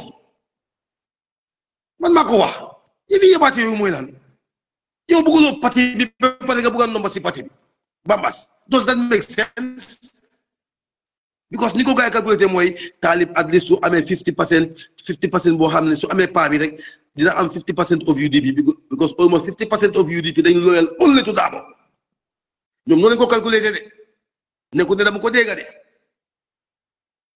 noonu lañ ko calculé ak man noonu nooy ne si yi la gars yi nekkoon ba ma ko discover it is ay years waaye ñoom boo waxee ñu la waxi dof yoo xam ne kenn bu ko déglu nan la paa bi mu waxee kii lii over 3 years ago man yëg naa ko loolu moo tax mu indi ñoom taalib ñoom kii naka lañ koy ñoom Tombongo ñoom kii naka lañ koy MC Thiam mooy dugal leen si biir UDP ñu def seen liggéey lii la woon lii moo fa nekkoon su liggéey bi yàgg nañ ko plan nit ñi xam nañ ko yéen ngeen nekk dañu wax waxi taalib démba barka démba bi paa bi defee lii déedéet nit ñi yëg nañ ko dañ leen toog di leen seetaan di leen enjoy seet fan la gars yi di jëm bi gars yi jógee nag ba pare nit ñi ne leen ñoom tamit pare nañ lii mooy kees bi soo boo xamee ne nii la demee yow li nga dee ñoom liñ dee wax yëpp bullshit la amul xorom amul fenn fu mu taxaw parce que lii dafa yaakaar waaye ñoom ñu ngi ko ñoo ko gën a yëg oo ñu yëg ko barka dee moo njaay ñu doon di joojee Afrique yi barka dee ma déedéet lii ay at la de suñ ko xamut ñun mi nekk ci fii ñu yëg nañ ko xam nañ ko meeting ñi doon egg am kër fii every Wednesday biir KMC ñoom yëguñ ko ndax man dew ma ba foofu Bambas dew ma ba foofu ma fekk fa ñoo xam ne doo fa fekk benn UDP maa ngi fa soo bu ma déggee waxi kalo yi dinañ la tontu benn saf ne la li nga wax du dëgg parce que ñoo la ci gën a xam dara Bambas ok Bambas. Bambas. Mara foi ebe mutrin nak. Come. Yeah, bro, I'm mbal kondo na man sama wolof bi baaxut noonu nag so dama la ko soose. Nko mbala doranga fen sakije nyanda findi dale misa cha. Okay, Sister Aminata, you can come in. Is it diam domandi, yeah? Ha mbali konton na mbemba mbas konton na mbali nke umimbe diamo. Bro, iyo nakanga tuda? Nim bro bi li nekk di wax. Mashallah. Li moy dega. Te yeen sen maas yi da ngeen war di génn saa yu nekk fi mu nekk nii toog dafa jeex laaxatu dafa jeex because yéen mi nekk si ground bi fekkee xam soo leen ñun mi nekk fii si diaspora bi li ñi nekk si Gambia li ñooy wax ñun loolu la ñoo nekk di jottali nit ñi waaye yéen mi nekk ci ground bi di gis li ñoo doxal yéen boo leen di génn léegoo léeg di ñu leeralal façon yii dina baax man li ma bëgg a wax rek ne mooy mang laa on encourage Bamba sali waru di géej su ko defee ba pare li ñoo wax Pati Socé yow yaa ngi nii fii olof yi set wécc nga nekk di wax te loolu yëpp nekku taxawut fenn. man doomi Joola la both parents suma yaay Joola suma baay Joola ma juddoo këri Joola di laka Joola bu set wécc. yaa ngi gis ba pare Joola tamit da nga war a ñëw di ko parce que dañ nekk di naxaate yow yaa ngi di Joola nga both side waaye yaa ngi UDP amna ñeneen tam ñu ngi noonu waaye dañ jël lekk xel yi ñu ne nit ñi lañoo lekk seen xel yi di wax ne pati man mi di wax yow ni man mi dugga ci line bi man Paul la te man 1,000,000% duma dee wax 1000%, 1,000,000% UDP la yang ma dégga so my dear brother man yaaguma dugga léegi daa wàcce liggéey rek ma dugga ci line bi ma fekkee yow wax kàddu yu rafet yi nga doon wax moo tax ma ne dama la encourage pour yéen mi nekk ci ground bi xam ngeenaa ñëw léegoo-léeg di leeral la ñi lii dafa baax ba pare bambaax su ñoo mën a jël sa waxtaan bii nii su ko defee ñu ko jël di ko record di ko yónnee si forum yi dina wécci xeli ñu bari parce que li ñoo réerale nit ñi teguñ ko fen ba pare ñoom ñi fi nekk tamit ñi nga wax nooñu leen ñoom it fii lay nekk si diaspora bi nit ñi dañ leen dee jox information rek so ñoom duñ bugga ñoom taalib ba passé ñun ñi nga xam ne nii ñoo taxawal taalib booba ñoom ñëpp nekkuñ fa taalib lu munti nekk tey taalib su fekkee ne million la lu munti nekk kenn xamu ko woon UDP te loolu la ñoo bañ a dégga UDP moo ko taxaw ñi ko toppa yëpp seen interest lañ ko toppee so man maa motivé bu ma jël sa time bi dama ne woon rek ma dugga si waaw ni ngeen continuer lii mais ñoom du yëfi bugga taalib de déedéet bi taalib nekkee UDP musuloo dëgg mbiri taalib seen gémmiñ ñi déedéet waaw thank you boobu 1 point la du yëfi bugga taalib de ma ne bugguñ ko man génne woon naa audio man gaawuma di génnee audio waaye dama toll woon di seet ñi nga xam ne nii ñun bu ñoo taxawal taalib ñu ngi ca yeneen pati ñu nga nekkoon ci yeneen wala ñu génnee seen bopp sax waaw man bokkuma si politique xam nga police dafa tilim ma ne like seriously ñooñu nga gis tey bugguñ taalib seen boppa lañ fa nekkal lii laa wax man gaawuma parce que man munuma wax waaye dama fekkee fii si social media bi dama gis lu bari ma xam ne man su ma dara naxaree su ma wax dama dee di nga xam ne maa ngi mer waaye dafa tollu woon jamono boobu fa xam ma ne man su ma génnewut audio du ma dal parce que ñii yëpp li ñuy toppee taalib seen own interest la ba UDP doomi UDP ay soosee pol ak ñeneen a taxawoon bugg a béréb bi waaye bu dañ fexe ñeneen jël ko tey la taalib ak ñim àndal di wax ne UDP parti soose la foofu mu nekk loo xam ne saa yu ma ko déggee rek suma xol bi dina xari tey la démba rek baala ma rek my brother ma jekkali fi ma may la démba rek maa ngi déglu nga mun a wax bu baax nga understand lu ndaw loo bàyyi gannaaw ok alles clair waaw li ma doon bëgg a wax mooy 2021 la woon presidential election bi gisuloo leen si boori taalib de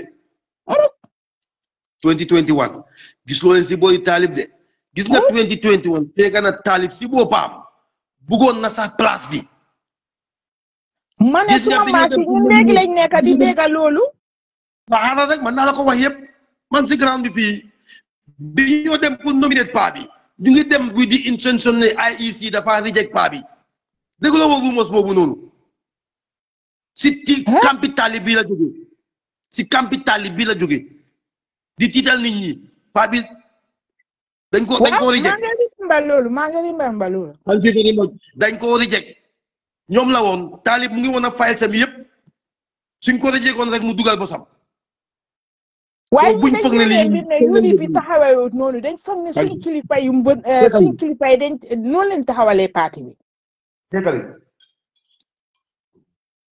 lan laa doon wax sax yow li nga noonu man dama bokkoon si ñoo xam ne nii man duma dee seet left duma dee seet live te kenn duma dee inform parce que képp ku ma xam danga dee xam ne kii moom UDP la ba pare ñaareel bi ba Ousseynou la góom man foog naa loolu tax man lii yëpp mu beeta ma xaw ma ci dara man bi lii xewee nii laa nekk di seetlu di laajte nit ñi waaye duma daan seetlu dara ndekete taalib lim nekk ak ñun yëpp smile am yooyu ak di dem si programme yi ak Amérique ñu taseeg moom démba rek maa ngi suñ détail ma ne kon lim kii lum nekkaan ñun ak ba Ousseynou ak everything time bi pare na moom lim nekkoon biir Amérique foofu sax daaw ak ren yëpp moom lu ñëwam yi foofu daf doon nekka di campagne mu nekka loo xam ne lu may réccu la di ko naxarlu waaw taalib ku ko gën a bon amut lii maa ko wax bu ñu yeboon ni dootalil ko parce que ñun luñ mun loolu lañ ko defal tey taalib ak ñim àndal war nañoo mun a toog si jamono social media buñ nekk nii ñu naan UDP parti soose la te yow soose yi lañ bàyyi Moussa Jammeh mu ngi nii benn tey bàyyiwul UDP soose yi lañ Musa bàyyi ñu Jammeh jël la waaw mané Musa Jammeh soose la soose yi lañ bàyyi ñu jël la yow nga ñëw barki démboo ñaay si parti bi ñu taawal la ñu xeexal la ñu dugal suñ alal yow soo ne da nga amee ay millions ñun ñoo dañ jël suñ time jël suñ énergie ñun mi nekku ñu nekk si diaspora bi fii di kool nit ñi di leen wax ne taalib tey maa ngi gis ñoo xam ne ni may Dia Broda ñu ngi àndaa taalib bi ma leen koolee di leen wax dali taalib ñu ne nekkuñ ci mbiri taalib ñoom beneen boy di something Touré ki nga xam ne nii after dafa bàyyi UDP ñoom kooku leen ñeekal tey ñooñu laa gis ñu ñoo wan ñi ne ñoom ñooñu gën a bugg a taalib ma ne yuut yi ñi àndaa taalib ñoom lan lañ gomuñ seen boppa man wallahi suñ déggee suma audio bi suma wax bi dinañ wax ne sista bi lu mu wax moo dëgg dama leen kool ñu ne ñoom nekkuñ ci mbiri taalib si mbiri Touré bi lañ nekk moo wan leen ne ñun ci taalib lañ nekk parce que ñun lu njiit yi wax si loolu la ñuy nekk waaye tey ñooñu ñoo ànd ak taalib di ñu wan ne ñoom ñoo gën a bugg a bugguñ ko wax naa ko suma audio bi ma ne taalib ñii bugguñ la seen interest lañ toppee taalib waaye du fi mun a am man I am very happy bu ma déggee sa baat bi fii nii ma ne foog ma dugal léegi laa wàcce liggéey waaye di la gërëm di la sant di la wax ne nii ñi mel ni yow dañ war di génn si su ko defee ñu dipoon ñi wan leen ne li ñoo wax ne UDP parti soose la loolu nekkul dëgg yow joolaa nga fi ne joolaa nga fi bàyyi UDP maa si bantaba dañu dee pare silent sax te UDP lañ de moo tax ñun liñ xam nañ ko waaye yéen bu leen ko nangu comme li ma dégg si sa wax bi xeex dafa am fànn yu baree bari kii dafa xeexe fii kii génnee fii fi mu nekk nii nag luñ seet kenn yéen foo leen demee rek ngeen ne jarul sax ngeen a wax banta ba nangam nii yéen li ngeen xam ne yéen a fa nekk yéen ay dundam métit bi ñun mi fi nekk dañ leen a dimbale suñ ko munee suñ ko munut duñ ko def yéen a maa dégg waaye yéen a fa nekka yéen a xam li fa ne yéen a xam seen góomi lal maati lal soo li ma leen a ñaan mooy yow wax yu set nga fi wax ku àndaa xelam dégg sa wax xam ne yow li nga wax danga ko xam te daf la wéer daf la óor soo fu nekka nii dafa jeex yéen génnali leen di leen leeralal nit ñi lan mooy dégga su ko defee ñoom fen yu nga xam ne nii moom lañ dugal si noppi nit ñi ak xeli nit ñi balaa ñoo wax ne 2026 suñu yàlla dimbalee te yàlla dinañu dimbale parce que yàlla du ànda ay xale yu ndaw yi nga xam ne nii musuñoo parew ay góor parewul ñoo liggéey parewul ñoo def dara ngay toppa sa moromi góor pour mu laa defar pour lan suñ kilifa yi toppa ba Ousseynou ñim àndal taxaw bi tey ñoom li ñoo wax ne dañ bugg a place bi ba Ousseynou bu moo génn di wax ne xale yi na ngeen toog si gannaaw ñun mag yi loolu fàtte daf si mun a xëcc loolu yëpp ñu bugg a ñu réeral ko ne dañoo génnee paa bi foofu di wax ne dafay yaaga nekk man bu ma déggee loolu damay mer parce que nekkaagu si nguur gi moom tegu ko boppam benn tey dama dee foog ne dañoo teyteelu xam nañ UDP nu mu taxawee nekku ne Ba Ousseynou moo ko teg boppam Ba Ousseynou ay nit ñoo ay kilifa ñoo ko one ko ne teg ko si place bi xam nañ ko da nga fa ne xamuñ fii saa yu ne nekk mu wax leen 96 man nekkut ne tey laa soog a nekk ci lii de saa yu nekk ma wax leen history 96 bi balaa paa bi di fa ñëw mu ngi fekk maa ngi nekk kilifa bu mu sëkk du gune mooy wax nii de du gune mooy wax dañ ungrateful waaw maa ngi waata maa ngi naa follow maa ngi laa encourage di la motiver sa maas yi da ngeen war di génn di waxtaan ak nit ñi boo munee def programme si soose sax ci yéen yow a Bamba sax keneen ak keneen dinañ leen bugg di follow man boo waxee si su joolaa sax man mun naa koo lappatoo si soos olof xanaa ñu xam ne UDP man duma pol waaye man li ma duma lifin waaye man li ma dégg si joolaa sax dégguma ko si pol xam nga lu tax fi ma toogoon fi ma jógee man waa Erinjang la Erinjang waaw xam nga ne foofu joolaay rek a fa nekk so man li ma dégg si lu ma ondas dafa mel ni ki tukki bi moo tax léegi ma faate waaye mënuloo wax dara si du joolaa lu nga xam ne am na loo wax de dafa mel ni yow sa papa yi nga toog ak sa yaay of course. Wow, Jolai, saya sa papa lañ. That's good. Suma yaay suma papa man tey so therefore man dooma mun a génne man loo wax si Jola dégguma ko loolu lu ñàkk fayda la moo nekk. Parce que lu tax fi ma toog loolu leen doon wax Jola soose olof yëpp a fa nekk man suma pol baaxut waaye pol pire la. So ma emale ci wax bi may leen man kontaan naa trop my dear brother. Bu leen di def son waxtaan. Sister Genawa, thank you. Your contribution was So find them ala fi akundu fa na rema bo doku wala den donu bafle na lafa. Very nice talking with them. um Kawana wala nangkande. but Basi kanyo la go nga haile. elod la UDP Nico UDP manke tribal party to draw best example is to look at you. So alama ala ngan yole be lo me ye lo men ke UDP alama ala ya bondi dingol bala because bank Amin, doku amin. wala me no. Yeah. Algam membe for jaino ante ndebe dokud la ante fana be dokud la bi the same scenario la mombas little explanation o kalaja some time ago Talib Tata nung I Africa TV. I don't want to talk about it but I have to talk about it pour molia moy 2-3 weeks ago Talib Mbea kalamta ko Talib Tata I Africa be I Africa so I kuma kan men fo je wolen ko pabi e molle kiyata kan because I often care fadle so inata ya nyininka Africa koteke ako pabi e molle kiya kan barate malaf ka o mol tofo mol men ya lon ko because wonda be dia femfe ya lon ko because alu ne ko amanke toñade so ndenga comment men ke je wolen ko Talib is not truthful he is lying tu abdu jandol men be tu abdu ndol ngalo ne hani wulu dingo waro de la ka fo ne ko papa wala mama that's not true. So ni moment tonya fa na kumo me alan kan in tonya man tay be o fasar no la fasar nya di la pour mo ya lon ko ala kumo nyi la fa ka itanda la ko to amanke tonyati so Musa Sedi nyole wolta ate wolta ko ndanga apology ke oro because ndanga Talib nenne ikana san ka ko nte de hanin wulu dingol mbike neng sako Talib ke baba ka no na fania fo mo sa fa fania lefo because it na sila platform auto ite ko boda party men do la faka party nyen kam misleading statement ol na di kamol damal dundi nyola wala kamol la hakilol sunya so ndanga meden la wala ko ni tol ni be fenne nyinola ite ke ba bakaro Musa nyol fende jang they king their callers in a space of seconds kute je mammem for UDP fente je mammem for comme UDP la betea bi ni wol kana si ka fo ko UDP e kan nendi role ke wala tribal party lemu ma fo ayo fo nak bot na rak e jamal be je ka wala fo tribal party lemu wala UDP mu nendi ka foldi nde male yo moy mintol because hani ndefa ma sa ke Wana ko sa. yeah man mun na dem ma jël voice in WhatsApp Mama Musa said audio live wana ko. Yeah. They have changed their colors in a like they just come back in this world again. They come out momi alon ko wulutale e murta nan dunia ko to bike mira.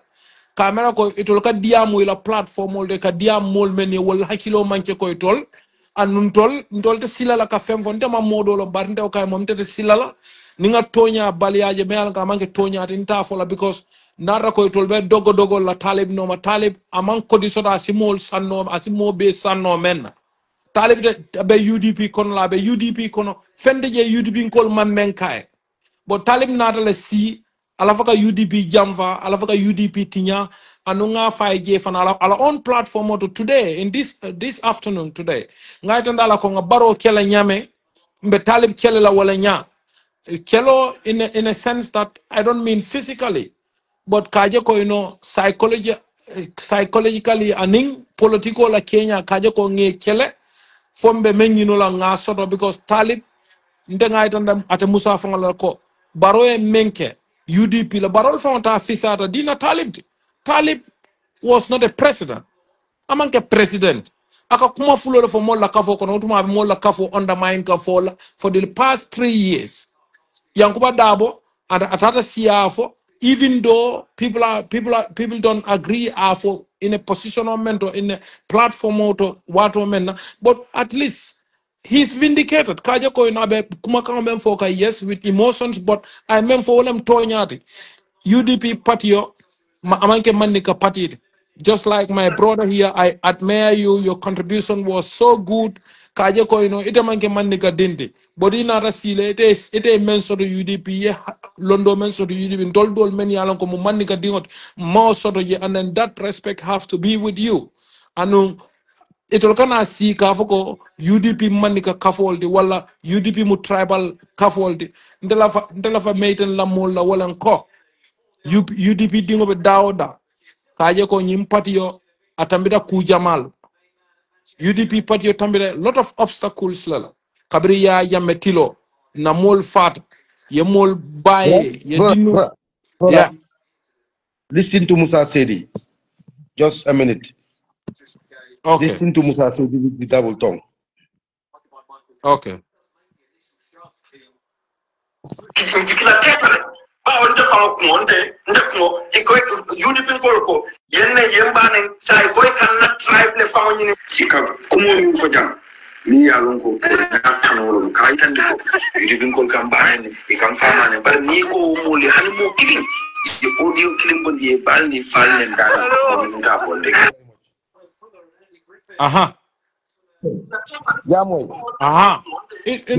No, na kewa wala amol ka evidence all men bona these are good things kaje ko it will not ko ime mire la folk mola just down the line a few weeks ago it turned out at the, at one point it turned out in a space of a 360 degrees. I don't know how to call it, but in a very short time, it will turn the Kafoko ha UDP better. It will let us see bang ye mira. It will ila kumaka hani dingol fa ni amwe. Fo nyanda kan ni mira konde fa ala kumaka abelori menka abelori wala kan biba mo hanama dingol nyanda ka sila moment nyanda ka sila moment na me alonko sila ajarte sila la wala mome alonko biya ka kuma dofo sama ka kuma dofo ndenga alon ne ko nte yayante a kodita talib bulu ana fulta bulu memba antinna layno abantinna mfango na tonya je ngalon ko talib parra UDP teol la ndol bebe nun talib la ndol ko nimpabi mallo talib is the best candidate many Yeah, UDP fans but even me. birintara nga discover ko yara fan talib parra nyim patio ala fa aparta tela lebe ebe undermine ne la duma so ngana democratic process ke wo democratic process nying talib malla fi ko follow anata itata itol ko ibe fintla kafo kono atele kamfa warta hani baro fonga ye menke UDP la so bandam men fola UDP ko le the fight starts nkane bulaje nyin juka nyol ndebe ko lamoy mbike lamoy they are tribalists me a lonko ite me fonga ma ko iman fenke fonga molbe ite koto la kelo la Gambia UDP la a koto ma koro sise UDP le lota koro yang han koro fata nyawnya UDP is the only party whereby they are there for all the victims no matter which tribe you come from no matter what UDP obe kat itola family yang abe siring ate ko UDP tribal party la abe ata so but let's keep going.